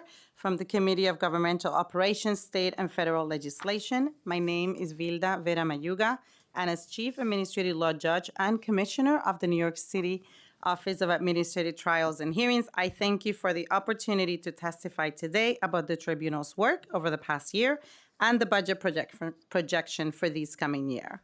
Oath is New York City's central and independent administrative law tribunal. As I start leading this tribunal, I am confident in our continuing to deliver our mission to ensure due process, fair, and impartial hearings, and timely decisions for everyone who comes before Oath. In calendar year 2025 alone, we received over 1 million summonses, held over 250,000 hearings, issued over 1,800 appeals decisions, conducted over 500 trials, and closed nearly 18,000 special education cases. Overall, this is an increase from the volume of work we did in calendar year 2024. And these tremendous figures are a testament to the amazing public servants who are part of the Oath team. In each of these hundreds of thousands of cases, the committed staff at Oath take great care to ensure that every party who appears before us is treated impartially and is accorded due process. We accomplish this by having administrative law judges and judicial hearing officers who listen to all sides, review the evidence without favor, apply the law fairly, and avoid external influence. At oath, we believe that there is one standard of justice for all. The members of the public who have cases at oath are treated no differently from the city agencies that appear before us. We do not take direction from any city agency on our cases. Our role is to adjudicate cases, not to set policy. Oath's fiscal year 2026 adopted budget was $80.9 million, and the current modified budget is $81.8 million. Preliminary budget for fiscal year 27 will be $80.1 million, including $62.7 in personal services and $17.4 in other than personal services. Our authorized headcount is set at 470 in fiscal year 27 preliminary budget, which does not include the currently active 172 per session judicial hearing officers in the hearings division, all of whom work on a part-time schedule. Oath has 3 separate units that conduct adjudications: the Trials Division, the Hearings Division, and the Special Education Hearings Division. The law will generally specify which cases go to which division, and all of them offer in-person and remote options for the parties to appear and present their cases. At the Trials Division, we adjudicate a wide range of cases filed by city agencies, boards, and commissions. Trials are conducted by administrative law judges appointed to 5-year terms, and the division's caseload includes employee discipline and disability hearings for civil servants, as well as cases involving city-issued license suspensions and revocations, city vendor contract disputes, the conflicts of interest law, the city human rights law, consumer and worker protection laws, loft law, short-term rentals, press passes, watershed protection, retention of police seized vehicles prior to forfeiture proceedings, and campaign finance violations. During the first half of fiscal year 26, the Trials Division heard 152 cases, and more than 94% of the decisions issued by oath ALJs were adopted by the agency heads who referred those cases to oath. The Hearings Division is comprised of adjudications, clerk's office, and appeals.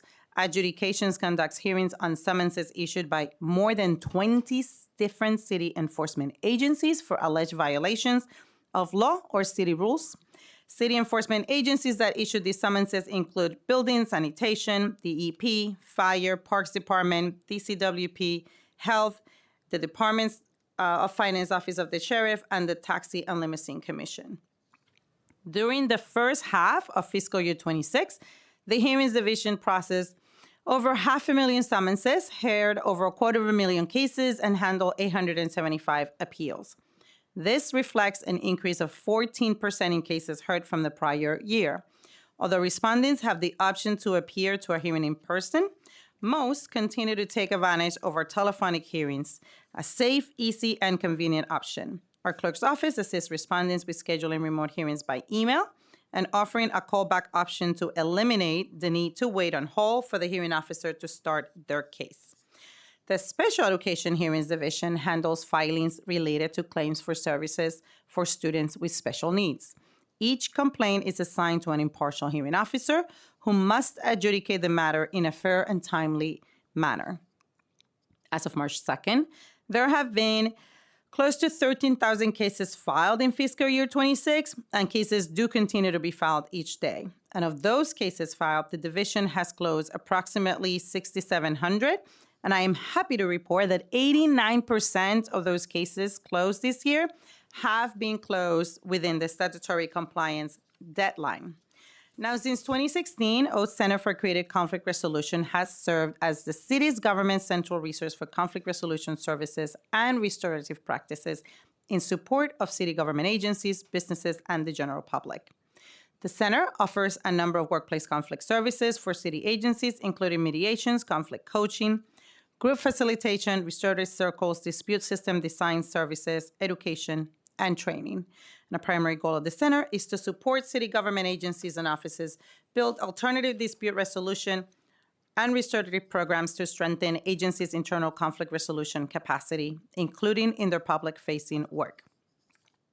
During the past year, the center has provided close to 500 consultations, coaching sessions, conflict resolution, and restorative practices trainings, workplace and community mediations, and group facilitation. Now, Oath's mission requires it to prioritize the public's access to justice, and to do so, Oath ensures language access services serves respondents through the Help Center, and conducts outreach. Oath ensures information is accessible by providing it in plain language and translating it into the top 10 languages spoken in New York City. Everyone has access to free translation services for help sessions, trials, hearings, community service, and mediation. Oath also makes its forms and applications available in the top 10 languages, as well as other documents such as outreach flyers, informational fact sheets, and handouts. Additionally, Oath provides hearing decisions in any language requested by a respondent free of charge at both of its high-volume adjudicatory divisions, namely the Oath Hearings Division and the Special Education Hearings Division. In fact, the Comptroller audited Oath's language access services in late 2025 and found that Oath had institutionalized language access and was in compliance with all language access laws and regulations. Oath is proud to report that the Comptroller had no recommendations for improvement in this area. Now, not having a lawyer should not limit one's ability to navigate Oath's processes. Without providing legal advice, Oath's Help Center ensures that unrepresented respondents receive answers to their questions, are aware of their rights, and understand the hearing process.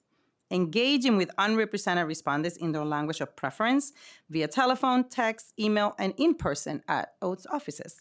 Procedural justice coordinators respond to requests for help sessions within 1 calendar day on average. This means that in 2025, the Help Center staff assisted nearly 150,000 respondents. This is an increase of more than 50,000 when compared to the prior year. And for eligible cases, the Help Center staff can also refer unrepresented respondents to independent legal services providers for possible representation at an Oath hearing at no cost to the respondent. And the Help Center did so in close to 250 cases last year. This type of personalized assistance helps Oath ensure that all New Yorkers have access to justice. In addition, Oath's Help Center has specialized units to focus on assistance to small businesses, veterans, and older adults. And since 2021, the Help Center began conducting help sessions in Oath's Trials Division for unrepresented for-hire vehicle drivers facing license suspension or revocation, and vehicle owners seeking to recover their vehicles after NYPD seizure pursuant to an arrest. More than a dozen explanatory fact sheets on enforcement agency processes and Oath's hearing process are available at the Help Center and can be translated into the top 10 languages.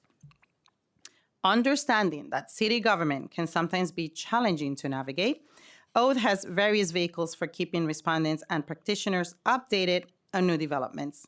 This includes the Tribunal's website, our monthly Bench Notes e-newsletter, and as of last fall, the publication of Oath Trials Division case summaries in the New York Law Journal. Committed to bringing greater access to justice to all New Yorkers, Oath continues to leave our offices and visit our city's diverse neighborhoods, educating residents and small businesses about what we do and how New Yorkers and New York City businesses can resolve their civil violations. In the first half of fiscal year 26, Oath conducted over 100 public-facing educational events in collaboration with elected officials, business associations, community groups, and more. And these educational events include one of Oath's most successful initiative, Oath Resource. This involves Oath staff working with council members and the Brooklyn, New York, and Queens public libraries to assist library visitors on matters related to their summonses and the hearing process. We are grateful for the collaboration with our libraries and elected officials and look forward to working more with the council to continue to find ways to ensure New Yorkers have greater access to justice with Oath. Whatever challenges await the city, Oath's amazing staff have dedicated themselves to meet in the moment and making sure that New Yorkers receive impartial hearings and timely decisions. Oath staff is very much New York's fairest. Thank you again for the opportunity to testify before you today. I look forward to our continued collaboration with the City Council, and I welcome any questions you may have. Thank you. We have lots of questions, but we have to wait a minute while they reset the technology. So thank you.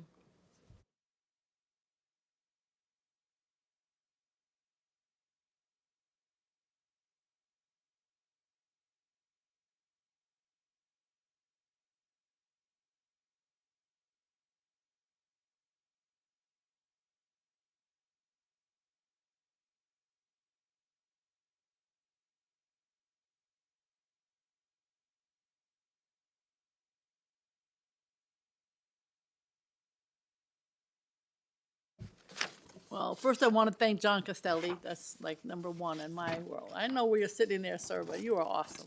I just want to say, to start with. My question just in terms of savings, now obviously May 20th, that's the date that you have to come up with, if there are some ways to curtail or costs or revenue. So are there programs in your budget that are exempt from the savings requirement? And if so, which ones? And can you, even though it's not March 20th yet, do you have any areas where you're considering in this savings exercise? We're all glad to hear about the 2-for-1 hiring policy ending, but it's concerning to hear that agencies will only be permitted to fill half of their current vacancies. You may not have very many vacancies compared to other agencies. So I think you have maybe 13. I don't know if that's still the current number. So are you going to be eliminating some of your vacancies? And if so, which ones? Thank you, Chair Brewer. And yes, as you mentioned, because we're still, that's due on the 20th. And yes, we are still having a lot of conversations internally, trying to meet with the team and try to understand all of the operations of the tribunal so that we can make the right decision on what to propose to OMB and City Hall based on the ask that they've made of us. For oath, there's no programs per se, right? Is all of the different divisions that do adjudications and, of course, the areas that support, as well as the Center for Creative Conflict Resolution. I don't expect that we'll be cutting any programs, even wherever we're finding the savings. But it is true that we are still in that process of making some decisions. And is 13 the right number of vacancies? We have 10. You have 10. Okay. Yes. The other question I have is, you and I spent quite a bit of time closing illegal, I guess, tobacco shops, also known as cannabis shops. They seem to go together, and which was great. And then I assume most of those went to oath. I think it was very hard to collect. Now, finance does a collection. I know. In other words, you adjudicate, this is what your fine is, and then I guess it goes off to finance. Because one of the concerns that I have is, finance is supposedly responsible for the collection of the fine, but we don't know how much is uncollected. And I don't know if there's anything we can do working together to improve the collection rate, because we're all trying to figure out how to have more money in our coffers. And I did a report with IBO a few years ago. It's $2 billion just for that year, uncollected. So I'm just wondering, I know it's not, every time I ask oath, they say, oh, no, it's not my problem, it's finance. I talk to finance, they say, we can't really do anything. It's frustrating because, those of us, those New Yorkers who pay all their taxes and pay their fines and pay their fees, then they see other people are not doing it. So I didn't know there was any discussion going on that it could be a better collection rate. We haven't had any discussions, and yes, as you mentioned, oath as the tribunal, we've been the impartial party that adjudicates, does not get involved in collections. If we can be of help in terms of providing information based on just numbers that come to us and the adjudications that we make, we're happy to work with the council to provide that information that we may have. But it is true that we do not engage in collection efforts or discuss it's not working those with the council finance. so much as working with finance. In other words, right now I just think it's a little bit on the siloed end. There may be some ideas that the ALJs have for how to best contact that person. That person's going to leave, your courthouse, so to speak, or your online Zoom, and they've been assessed X, but sometimes they just don't pay it. So I know that finance has collection agencies and they make phone calls, but I just think some conversation should be going on because maybe the ALJs will have some idea about how to do a better job. I don't know, but it's a big number that's not collected. And the worst of the cannabis, they just took off. So anyway, I'd love to hear more about that.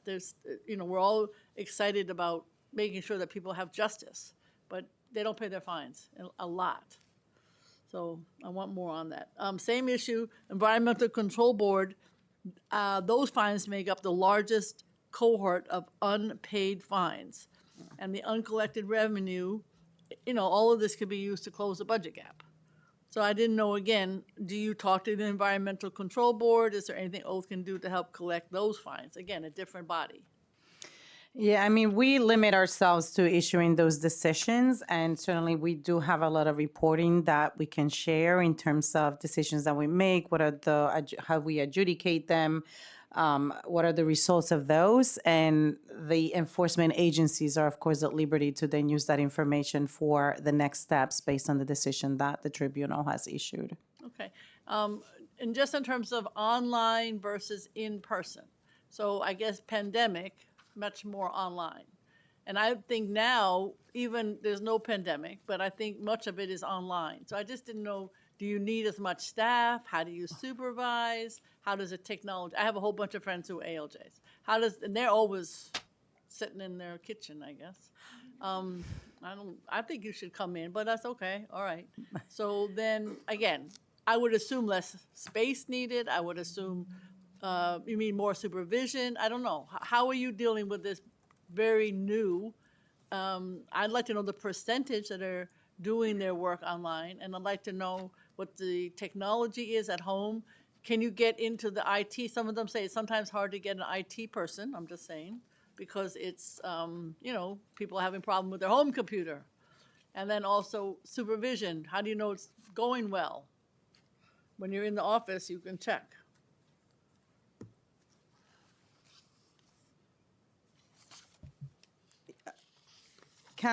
Chair Brewer, first, thank you for caring so much, because certainly these are the issues that I also welcome, having just completed my 1 month at the agency. The majority, so going back to my testimony, right, we have 3 main areas of adjudication, right? You have the trials division, where those ALJs are definitely, I'm seeing them all the time in the office, so I know that they're there. And there's a diversity of number of cases that may be in person and some via WebEx for the trials division. We do then have the special education hearings. A lot of those are also via video. Carter. I call that Carter, the Carter cases. Yes. Correct. Yeah. And then the highest volume, it is the hearings division. Correct. And that is the one that perhaps you're referring to. Correct. We have a little bit over 30-something in-person hearing officers, right? There are attorneys that work and 30 do. in person. You said 30 in Yes, person. Okay. yes, from the hearings division. And 33, to be precise, full-time hearing officers. And then we have the per diem hearing officers that, as the word says, right, they work part-time. Yeah. They have, most of them have a limit of hours that they can work during the year. And that number, in terms of the active ones, is 170 of them. Now, the amount of hours that each of them works varies. It depends, right? You understand a lot of them have other things that they're doing with their professional life, and they might be doing this on the side, or maybe this is all that they were doing. Perhaps they retired in their practice. We support them technologically if they have issues, because they have to remote into our system.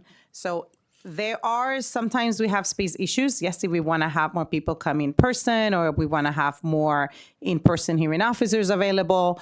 But at the same time, we're using all this space in the most creative ways that we can, because we still need those judicial hearing officers that are working remotely to remote into our system. And so we do provide them that support as well.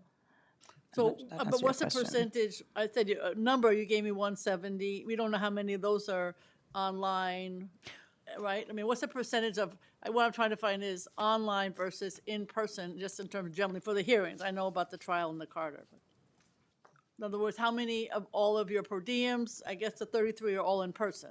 Yes, But so of the this- per diems, that's They're where, all remote. they're all remote. Yes. All remote all the time. Yes. Ooh, okay, I didn't realize that, okay. And do you think there's a problem with the IT staff? I don't know how many people you have, answering all their questions at the appropriate time? No, is that a problem? I'm not aware of it being a problem at the moment. I mean, again, I'm just sure there's lots that I haven't learned about the agency. And if there is, of course, we will want to address that and see if there's anything that is about resources, or if it's about how we're set up, so that we can find the best solution to move it forward. Okay. And you said that the number of cases has gone up. I think you said that in your testimony. Yes. So do you need more staff for that? Would that be more in person, more per diem? Are you able to handle all of that?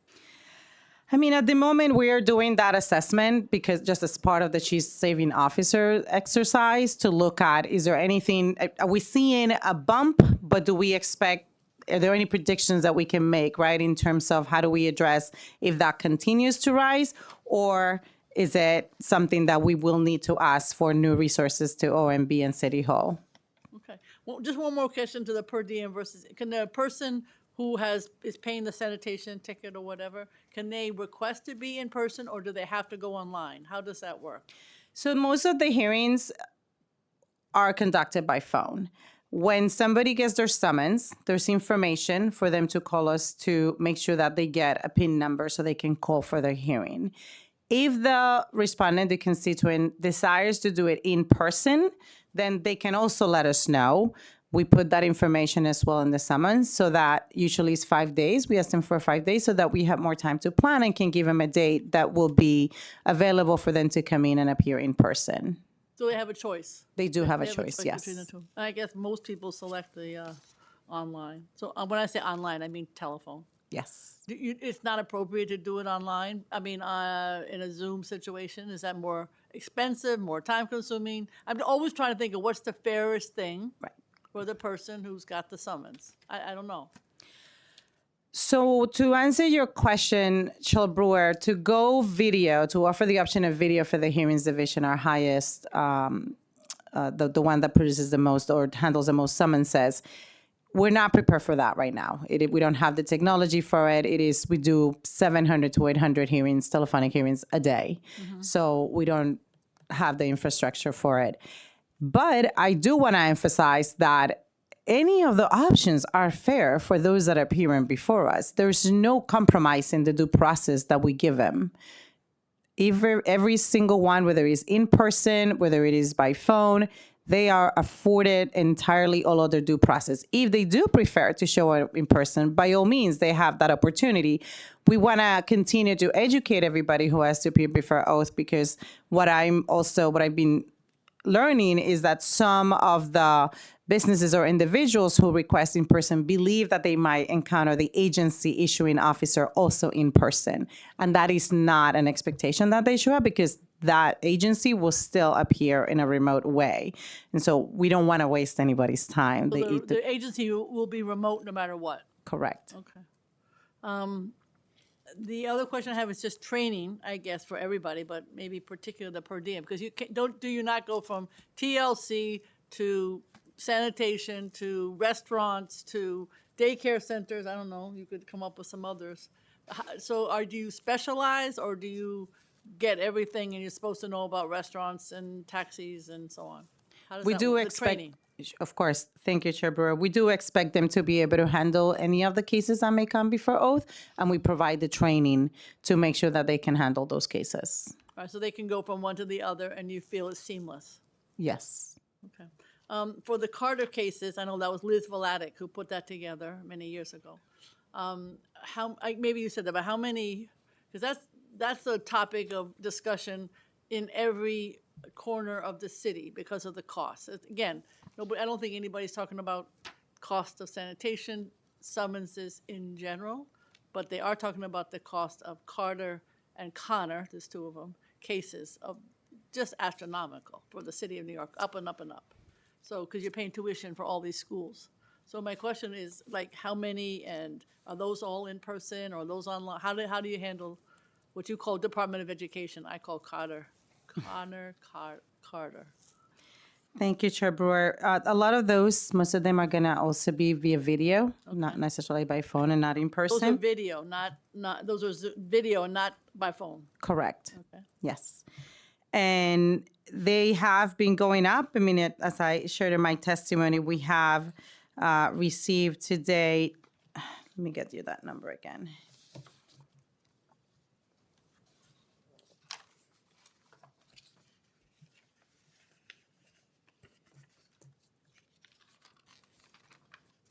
Sorry. We have received 12,742 cases in fiscal year 26 as of March 2nd. Wow. They do continue to be filed each day. Usually the biggest number comes at the beginning of the school year because of certain deadlines, right, to file those. And then it sort of, tapers on a little bit. Yep. And We have closed so far, of those that were filed, we have closed approximately 6,780. And that means that of those cases, that's 89% of those cases have been closed within the statutory compliance deadline. I hear you on the cost. For us, the concern is also meeting those statutory deadlines. No, I agree. I'm just trying to get different agencies to think to work together, because none of this is going to happen by itself. And it's on everybody's list. What about the Carter cases? It's sort of along like one of the three top increasing costs, sort of city FEPs, Carter cases, and one more. It's all anybody's talking about. So you've got the adjudication, and everybody definitely needs to have their child have the best opportunity for an IEP student. But this number is just astronomical. All right, so and those folks come from lawyers from DOE, or they're your judges? Who's doing the adjudication on this? Because you don't jump from this to sanitation. Correct. The impartial hearing officers that do the special education cases only do special education cases. Okay, They and are you specialized. hire them, or DOE hires them? We hire them. You hire them? Yes. Okay, and how many of them are there approximately? We are currently at 101. 101, okay. All right, and then in terms of the trial, it's a very small number, like 150 or something like that. Is that in person, or that's also Zoom, or I should say phone? No, so none of the trials happen by phone. They happen either in person or via video. Okay, so that's video WebEx. or in person, okay. All right, and how many persons are doing that? How many?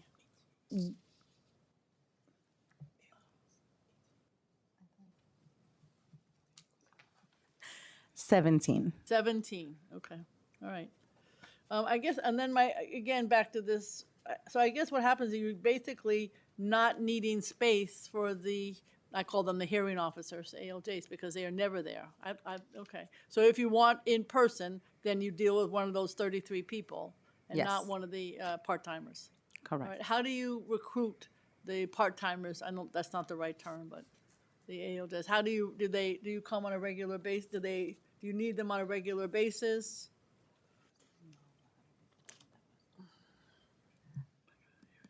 Okay, I thought it was.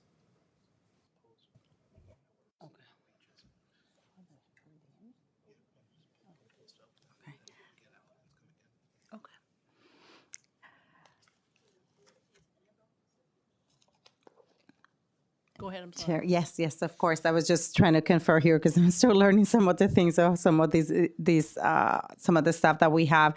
And even for the pure DM is the regular city hiring process, but we would post a position, and as people apply, we would assess whether they're the right fit and onboard them. But it doesn't go through DCAS, you do it on your own. Correct, yes. In terms of the, what I call ALJs for special education, are there 101? Is that what it is, or are there part-times too? No, they are all. All part-time? No. They're all full-time. And so there are no part-time individuals working in special education? Not to do the hearings, no. Not for the hearings, okay. Or for any other aspect of that effort? It's We all- might have some for administrative support. I don't know if I have those numbers here, but we can certainly share those. Okay, but it's all the full-time 101 As hearing officers, for yes. the Carter cases, as I call them. Okay. And then just finally, so do you see that you have any new needs? I don't know that you do, but are there some new needs that you have as a result of your short time period there and discussion with staff? Not yet. I'm still trying to assess everything. Want to make sure that, if we're going to ask for something, it's addressing the needs that we may have depending on numbers and everything that we should be taking into consideration. Okay. Do you find that there are a lot of repeat individuals, or you don't track that? In other words, somebody who gets sanitation summonses or, that kind of thing. I know that what's frustrating to us, I can tell you, is that there are people who put up signs on lampposts, that's illegal. And they are advertising something. You can't find these people. So there's a lot of that. That's not a repeat, but it's a very frustrating situation where supposedly the person's doing something illegal, sanitation summons, I assume, and you never can find them. So again, that's finance, right? Or you can't even find the guy to bring him in to get on the phone, once he gets his summons? Do you ever track those people down, or that doesn't? No, they got summonses, right? But they're not findable. You can't find them. We Happen, don't track recidivist. right? That is certainly something for the enforcement agencies, and I know that there may be higher penalties for recidivist, depending on the violation and the enforcement agency. We track a default, if how many people may not be showing up for their hearings. But at the same time, even those who may default, there may be the ones that you're describing, Chair Brewer, but sometimes people don't get the information or don't understand it or misplace it. So then we also, we're going to be focused on the access to justice and the due process as well, making sure that we let them know that there was a default so that they also have an opportunity to then contest that default decision. Whatever language is appropriate. Correct, yes. And do you keep track of what the default percentage is? 'Cause I'm sure those are some of those uncollected fines, that there's a relationship between the two. Yeah, so what's your default? Okay.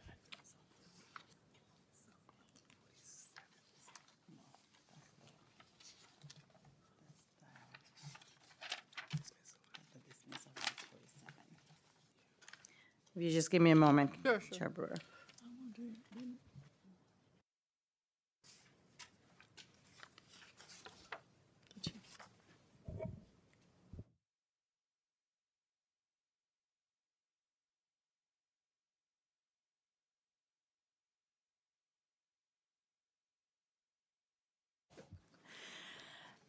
Chair Brewer, in fiscal year 25, we had 42% defaulted. This is specific to the hearings division. Okay. And will you try to lower that percentage in the future? Or is it just too hard to do? Is that an okay number? I don't know. Oh, I don't know. I don't know that is an okay High, it number just or not seems- an okay number. I can tell. High to me, that's what I was asking. It seems high. I can tell you that historically it's been around that number. The highest number seemed to have been in fiscal year 21 and, during the pandemic. But in fiscal year 25, it was 42%. Okay.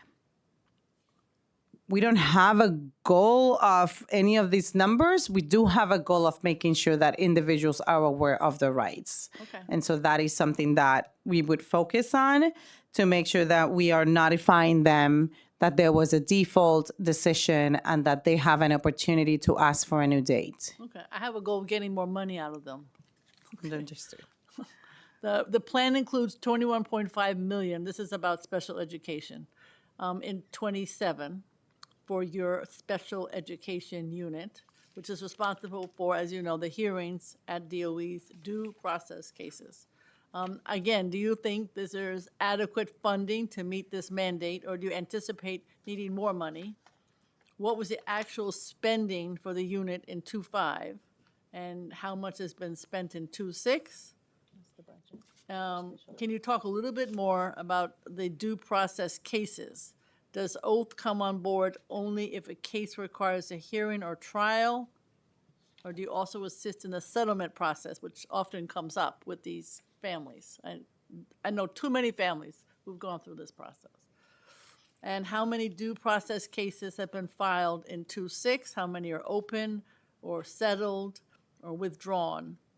And how long does it take? These families complain all the time, but not necessarily about you, but just about how long the special education process is. How long does it take to get through the process from filing to decision? I know you mentioned, you had 12,000 or something, and a lot of them had been settled. So this is like generally, where are we with this unit? It's an important unit in your division. So. Yes, thank you, Chair Brewer. And I will argue that every unit that we have is important for different people. This is just the one that is newest. Yes, and yes. certainly has a lot of attention being paid to it. And yes. For the special education, particularly the due process cases, I can tell you the entire unit of special education in fiscal 25, we had a total budget of 19.8 million. And so far in fiscal year 26, we have spent 13.8 million. Okay. In terms of the settlements, we actually have little involvement, particularly in this type of case. A lot of the cases that, most of the cases that do settle in special education, those settlements happen outside of oath. If we are needed and can be helpful, we will certainly get involved. But our experience so far, as we continue to implement and welcome this new division, as you said, is the newest one, we will assess if there is need for oath to get more involved in settlements. So you don't get, that would be between the families and their lawyer usually, and the Department of Education is what you're saying. That's where Yes. most of them sort of end up, Yes. for lack of a better word. All right, so how long does it take if you are involved from filing to decision, just normally, if you are involved?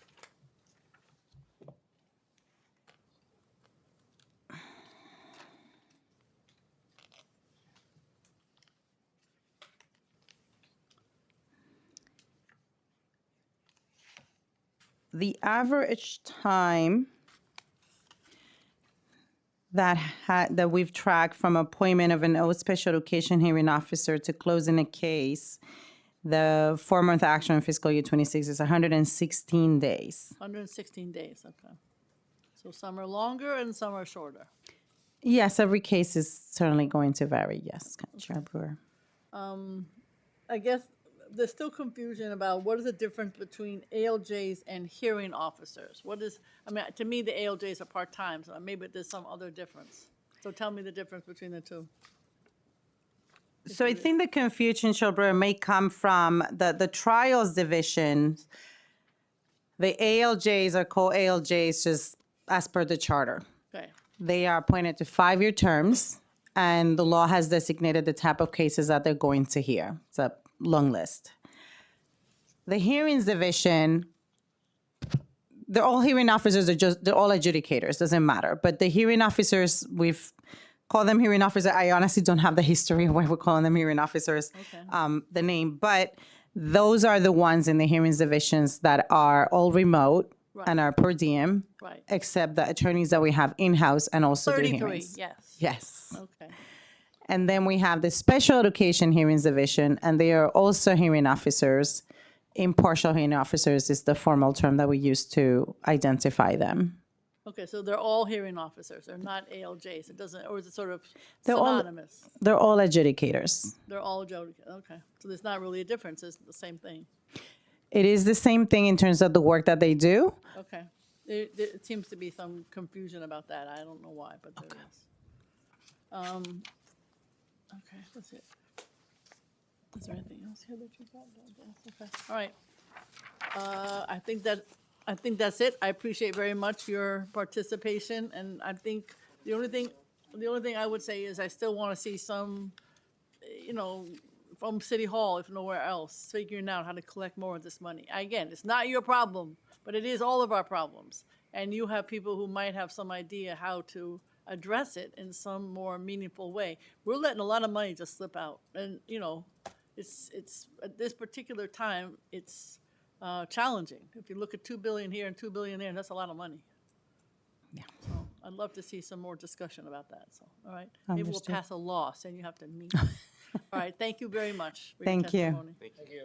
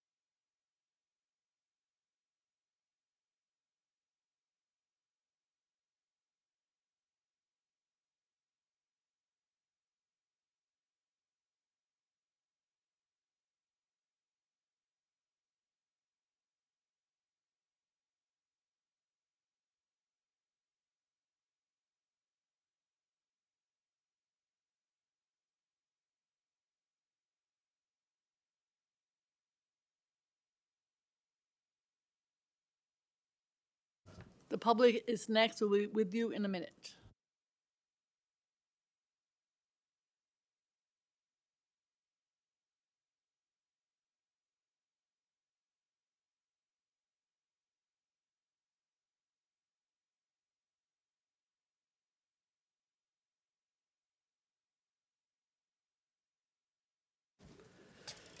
Okay, so now we're opening the hearing for public testimony. The public should know that this is a government proceeding. Decorum shall be observed. Members of the public shall remain silent at all times. The witness table is reserved for people who wish to testify. No video, no photography. Further, members of the public may not present audio or video recordings as testimony, but may submit transcripts of such recording to the Sergeant at Arms for inclusion. If you want to speak at today's hearing, please fill out an appearance card with the Sergeant at Arms, and you will be recognized. When recognized, you will have 3 minutes to speak on today's hearing topic, which I think you know are all about the individuals who have testified and the topics that have come before us today in government operations. If you have a written statement or additional written testimony you want to submit, please provide a copy to the Sergeant at Arms. You may also email written testimony to testimony@council.nyc.gov within 72 hours of the close of this hearing. No audio and no video.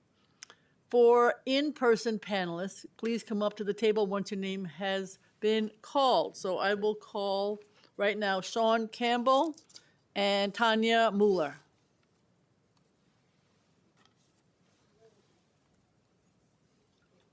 Thank you very much.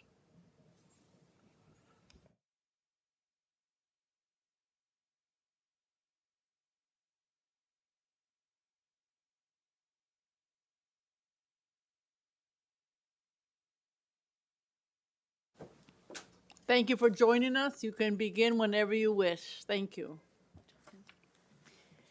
This is Cozy. Good afternoon. So glad to say Chair Brewer and those assembled here today. My name is Sean Campbell. I'm the District Manager of Brooklyn Community Board 14. I'm here to offer testimony in support of a budget increase for community boards, a baseline budget increase. You've heard this spiel before.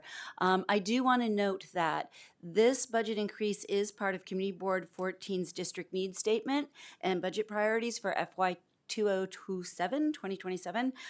And while this is the need I wish to amplify today, I do want to also discuss that the Register of Budget requests and the agency responses that came back to us for this request, as well as the 20 additional capital requests, 27 additional expense requests, were absurd.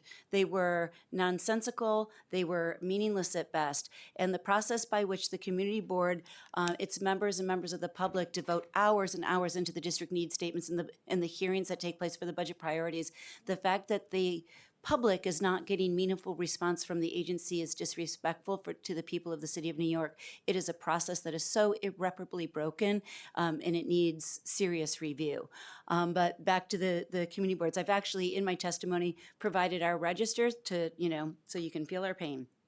I also included the letter of request that went to all overlapping community council or city council members with the community district to sort of outline the reasons for our need for a baseline budget increase, which, as you know, we haven't received one that is significant in 20 years. During the same period, inflation has beat our budget adjustments, and so we have not kept up. Inarguably, our responsibilities have grown, demand from our communities have grown, technological needs have grown, and we are really up against the top of our budget line. Right now, I, the district manager, I've not gotten a merit raise since 2020. I haven't provided a merit increase for my staff since 2023 and 2024 respectively, and we will never be able to do so again with our current budget. I'm sorry, I thought my time was up. We go ahead. talked about a $50,000 budget increase the last time we talked about this. That it would be 0.02% of the city budget. While I know our budget is constrained in the city of New York, I consider it an investment because we're going to need a lot more local community engagement as we work through a new administration that's coming up to speed, and as there's many new programs being introduced by several city agencies across the district. Local community input is more important than ever, and we're the people who assist in doing that. Thank you very much. Go ahead. Good afternoon. It is usually intimidating to follow my colleague Sean, but in this case, I'm grateful she covered many of the basics, which I can skip because our board is largely in agreement. My name is Taya Miller. I represent Brooklyn Community District 2, downtown Brooklyn, and the Northeast Corridor. Having been able to skip some of the basics, I'm going to actually drill into 3 specifics, which are detailed in further detail in the attachments. So BKCB2 also recommends a comprehensive assessment of our operating and technical needs and a commensurate increase in our baseline operating budgets, specifically in 3 categories: infrastructure, public outreach, and staffing. So starting with infrastructure, community boards, as you know, because so many members of this committee are former board members, we are the most grassroots and accessible level of city government, and the public rightfully expects that our offices should utilize modern digital tools. To the best of our knowledge, there's been no citywide assessment of community board technical needs since Windstream acquired Paytech's municipal contracts in 2011, at least in Brooklyn. We recommend assessment and investment, including basic office and field equipment updates, a survey of phone, internet, and broadcasting infrastructure and gaps, a survey of staff training and upskilling needs, and baselining of the fundamental tools, including design and communication software, such as newsletters, and the news database and research subscriptions, which are out of scope of our current OTPS allocation. Public outreach. I do not need to describe to you the uniquely democratic role the community boards play. A recurring theme expressed by our city agency partners across all of this year's borough budget consultations was, quoting, "We are already budgeted to address X, Y, Z, but we need your support with direct local outreach. Investing in community boards is an investment in accountable, equitable, and responsive local government." The simplest example, a very modest infusion of $27,000 would facilitate an annual postcard mailer to our 80,000 households to inform them of the city charter mandated municipal information, resident assistance, and civic participation opportunities that are available to each of them through their community board and district office. The urgency is timely. This kind of basic outreach is going to be more important in the coming decade as community board term limits take effect in just 12 months from now. It's going to significantly shift the burden of institutional knowledge from board members to district office staff. Speaking of, the final point is staffing. We are the 59 community boards are the smallest city agencies and operate with 1/3 of the staff of the 51 city council offices, despite serving a similar size population. Keep talking, go ahead. That's actually, I can't read the data to you, but the attachment on page 3 is just an example of our board's growth in responsibilities and output. Okay. Thank you so much. So do you have, I remember some years ago, you got some sort of OTPS money, not really staffing, it was more OTPS, I think. Some idiot bought a car, which really messed us up. Yes. It was terrible. So then the question is, do you have, as a group of 59, do you have an amount that you're asking for, or are you sort of waiting to see what's available? Or how are you handling, are we talking about a staff person? How are we looking at the number? Because I know that the borough presidents are also working with you, my understanding, to try to come up with some numbers, yes. Yeah, they are. To try to support the community boards in getting more money. I can share 2 specific numbers in our request. That'd be helpful. One was $27,000 for an annual mailer, not a car. Okay. And the second was recommending a baseline increase of our staffing budget from 3.5 to 4.5 full-time employees. If I may have 10 seconds on that point. All city agencies take pride in finding creative ways to do more with less. It's part of our service to public interest. But with only 3.5 FTE, that means that when community boards experience the regular absence or normal attrition of 1 full-time employee as a loss of 29% of our agency workforce and institutional knowledge. So our specific ask was to go from 3.5 to 4.5. That's very helpful. You think that's generally across the board what people would be looking toward? across the board? I can't speak for all of my colleagues, but I think 3.5 FTE is common. Okay. No, I think it's common in terms of what you're asking for. It's basically what you're saying. Okay. All right. Thank you both very, very much. Next is Celestina Leon and Robert Canal. I can't read that, Robert. Come on in. And you do. That's okay. You can introduce yourself. Whomever would like to start. You want to start? Go ahead.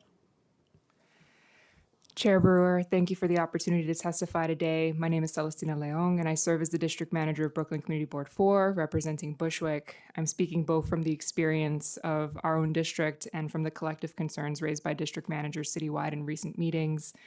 Those discussions have made clear that many of our challenges are not isolated. They are recurring citywide patterns that this council can directly address through the budget. And I want to really hone in on two things. I know you've heard from colleagues already, and I echo many of those concerns and share, advocacy for the proposals that they've presented. The one I want to focus on first is funding the community boards to do the work that the charter requires. I say this right now, I am the one full-time staff member at the community board. We have a part-time staff member. It is true that when you lose that one person, it is that 29 to 30% of your workforce, and the already complicated job of a district manager becomes even more challenging as we navigate term limits, seeing a turnover of already 17 new board members as of last spring and anticipating more. Many boards cannot afford to pay a living wage to staff. We cannot recruit or retain qualified personnel, and we operate with a minimal headcount, even as mandates grow. I want to skip ahead, since we've already focused on this, to also talk a little bit about strengthening and not sidelining community boards. I know in previous hearings we talked a little bit about the redundancy in civic infrastructure, such as the Civic Engagement Commission. They exist. I personally see it as something I have to work with. I can delegate responsibly to them. But at the end of the day, I think that when we look at how government may grow and how we look at local democracy, it's important to focus on the infrastructure that we have and making sure it's functional, as I know that there's been a history that you have working with the community boards. And then the last thing I want to mention, I know this has come up in a variety of different ways in other hearings, but investing in training and orientation for community board members. There are often inconsistent practices across the boards. Everyone is unique. They should be able to adapt to their communities, but providing support to have models presented to those boards so that way they are at least starting with some semblance of a structure can help prepare them. And I would even dare say that a modest investment in community boards could ultimately save the city money down the line. Thank you. Thank you very much. Go ahead. Thank you. Thank you, Chair Bureau. My name is Robert Camacho. I am the chair of Community Board 4. I've been on the board for about 42 years, 8 years as the chair. I lived in Bushwick all my life, volunteered all my life in regards to my community. And now with term limits in effect, I think that they're removing the pillars of the community that made the community what it is, because new people coming in here and don't have a clue or idea on what it's like and how to run a community board. So we really need education to teach the new people to come when they do come in, because they come with different ideas and different things and not including the community as a whole. So I know yourself as of the chair and of the borough president echoes and try to protect us as much as we can, because we are I think that we really need to fix this budget in regards to what we haven't had an increase in a long time. She's working on her own, and as the chair, I'm doing a lot of, when she's inside the office, I'm out in the field doing the meetings and going to visit people, site visits, or seeing things where incidents occur, because I need her at the office to check out the emails. So we work both hand in hand, and really, we really need to address that budget in regards to how are we gonna turn over and get the people to come in, and the applications and the people that we're getting, it's mind-boggling in regards to when they fill their applications out and we interview them in regards to their philosophy, and we ask them, do they know the community? Some of them are new to the community. They don't have an idea on how it's like. So I think when employing, really, we need really to focus on the community's needs more than ever. Well, thank you both. Would you agree somewhat in the numbers that you heard earlier about what is needed per community board? I guess there was a number for mailing, and then there was a number perhaps for more staff. Would that be within your ballpark? Absolutely, I would concur. The only thing that I would add is it's come up in conversations before. There have been different formulas, and fully recognizing as the city navigates a fiscal crisis, the reality of being able to respond to a request for an increased budget at this time. One of those formulas took into consideration the borough president's budgets and divided that amongst community boards. There was another suggested formula that took the positions that are available to a community board, starting at community assistant, community associate, community coordinator, assistant district manager, and district manager, and looking at what that total budget would be like to see if the board would be able to have those personnel in those positions up fully staffed. Okay, so talking about literally how many you needed and how you would fund it. Okay. Thank you both very, very much. Thank you.